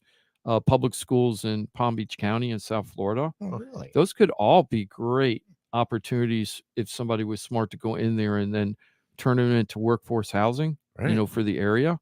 You're like, where do you live? Hit the bus loop, third row of lockers on the left. The amenities for these communities are pretty Next to the amazing gym. because they have they have basketball court, and they've got pool, soccer field, and they can do all kinds of stuff. I remember one time we were trying to work with an athlete to buy one of those to turn into like an athletic compound for professional and pro-am athlete training, like a D1 kind of thing over in Delray. But I would love to see that happen, because that would be a great unification between government and public to try to solve a problem. They got the land sitting there, right? And they don't want to do whatever needs to be done with it. Now, the only question I have is maybe structurally there's a problem, but the guys in the Midwest are doing a 1916. We don't have anything here that's 1916. Like all those schools are just solid concrete Yeah, blocks. exactly. So I'm thinking it would be an awesome opportunity to do something like that. I would love to be involved with a project like that. Yeah, I just Let's do it, typed Jim. I in- got $8. There you go. There we go. Yep. What are you saying? What are you saying? I just Mike? typed in schools for sale, and so there's 33 school listings currently available for sale in the state of Florida. Huh. That's interesting. I'll be damned. Yep. Now, who knows what kind of school are they? Like really like Yeah, who former knows? public school, Yep. properties, or is it something else? I don't know. It would be great for Like the a county little too. building, because private school. Yeah, that- yeah. it would be great for the school district because they're getting money for property that's just sitting there, right? It would turn into tax-based money for the local area and the county, right? There's just so many positives, and we need workforce housing so bad. There has to be a path. I want to just get back to the stats real quick. I want to hit the counties real quick. Okay. Martin County, we went up with this 0.75% interest rate increase roughly. Year over year. Yeah. Yep. Year over year went up 4.8% in Martin County to 577. St. Lucie County only up 0.5%, but still up 394. Didn't see a drop. Miami-Dade County up 5.6% year over year. They're also at 600,000. So all these counties, that's slightly better than normal appreciation. yeah, actually, yeah. So this is so everybody's saying the crash. Maybe it's coming. I'm not telling you it's not coming, but it's not here now. Oh, there's nothing. And if nothing you think there's a crash, right? There's nothing on the horizon right now. Foreclosure rate, historic lows. Unemployment rate, historic low.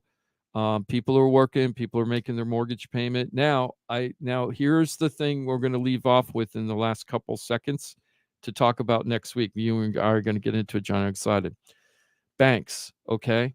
Banks had record profits this last quarter. Huge record profits for all the big banks. But over the last year, the dirty little secret's been, and it's just coming out now, that they've had massive layoffs. All the big banks have had massive layoffs that nobody really talked about until just now. And I was going to say their profits can't be driven by interest rates.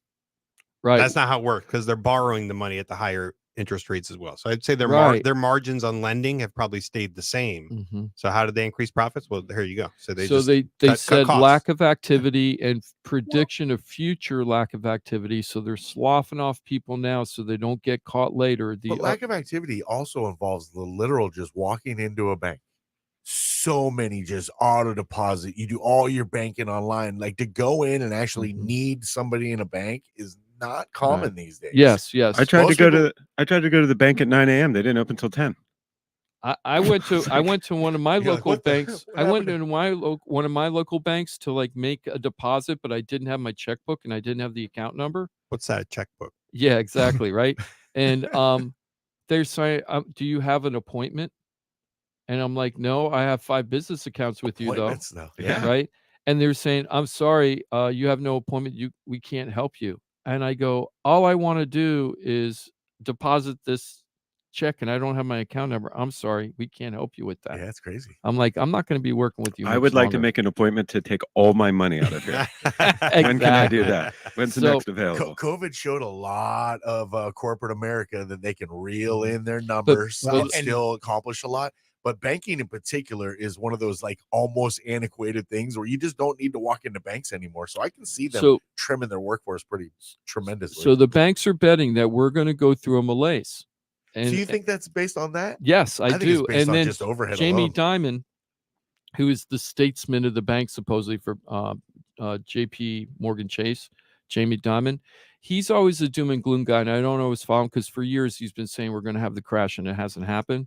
But he's saying that he's the one that's saying that we're going to go through the malaise. He's now saying no crash. It's going to be this slow, painful. This seems like a gap that more we're going to go result through. of technology and just the evolution of the bank than Well, anything else. What they said in the article wasn't that. What they said was lack of applying for loans, processing loans, dealing with all of that stuff. Well, sure. I'm sure Mike can speak on that too. Yeah. I'm sure, in your industry, maybe not specifically the mortgage firm, but in your industry, there's less need for people to do refis. And I mean, your business is probably slowed, Yeah, I mean, you have to have personnel to like keep the wheels turning in the business. Right. And so if the volume is down, the number of loans that you're processing is down. Yeah, you get the underwriting, processing staff, so all of like the support positions. Yeah. Sure. I can see that. So we're going to talk about this. In Wells Fargo, they made an announcement earlier this year that they're kind of out of the mortgage business and they're not looking for mortgages. That's been pretty well known for about 6 months or so now. So you have one of the biggest people that were writing mortgages saying, we don't really want to do that much anymore. We want to focus on technology and other tech stuff is what they want to invest in. And all these banks are sloughing off and they're starting to hoard money. They're seeing a cycle that's going to change, but we don't have anything on the horizon, but they have a lot more data than we have. Yeah, they so do. We'll see what's going to happen. It's going to be very interesting. The old saying, follow the money, is usually a pretty good way to see what's going to happen. And the banks is where we keep a lot of the money. So what's weird is Goldman Sachs had dipped their toes into like consumer lending, and they are getting rid of all of that at a very large They loss. have the biggest slough. They At a cut very 5% large- of their So is staff. Are you And they talking want to get rid of their relationship with Apple credit cards. So that's credit card stuff. Yeah. So that's the big bubble. that's I gonna hear that. blow. I mean, hear that's- that there's starting to be defaults on that. Oh, now. for sure. Well, remember, it passed student loan debt. Like that's our big bubble in Mm-hmm. this country, and that's only going to mount and continue to mount and blow Mm-hmm. up eventually. But that's fascinating to hear banks go, we're not going to do the credit card world anymore. We don't want to deal with the consumers. We just want to deal with the business. Well, because they're going to lose all of that. Yeah, Yeah. they know it. They're not dumb. Fascinating. It is all tied in together. Money, finances, your future, wealth. It can absolutely all change by being a homeowner. Yes. I know, because I'm the wealthiest I've ever been since I bought my home. Ask Jimmy. True story. Yeah, it's true story. Absolutely. Yeah. No doubt about it. If you're looking to buy a home or sell a home, stuck with a home, you don't know what to do. If you're thinking like, hey, I was a veteran. Mike's talking about, VA benefits. Reach out. Everything in between, student loan debt, your homeowner's insurance. I mean, I'm telling you, it's got a team of pros. These are experts in their field. They're in the grind every day.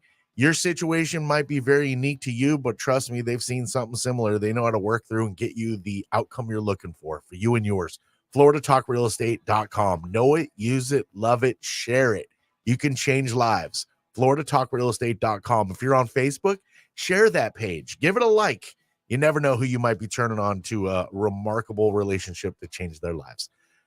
Mike Rauch, mortgage guy from the mortgage firm. Have a great rest of your weekend. You too. Thank you, everybody. Ross Komarinetz, I hope you make it to Fright Nights, and we'll see you at Brightway Insurance, Juno Beach. I'll definitely be there. Will you? Yeah. Okay, maybe not Fright Nights. Maybe not Friday nights, Let but me- I'll definitely be at Brightway Let me Insurance. know in if you're Juno going, Beach. because I might be going. Okay. But we'll see you in Juno. All right. For sure. And Jim DePola, the Florida Home Pros team, Keller Williams Innovations. I hope you have a great weekend. Go Fins. Oh, nice. Yes. Go Cowboys. Go Knowles. Oh, wow. We're home of the Gators here, Ross. I mean, in Juno Beach, it's home of the Knowles. Brightway And Insurance. Gators aren't playing today, Juno so Beach. That's true. Cowboys and Gators both get a bye in the same week, so I get to be family guy this weekend. Thanks for being with us. We'll be back next Saturday. 2 hours of infotainment. Every Saturday, it's Florida Talk Real Estate. You find us right here on Real Radio.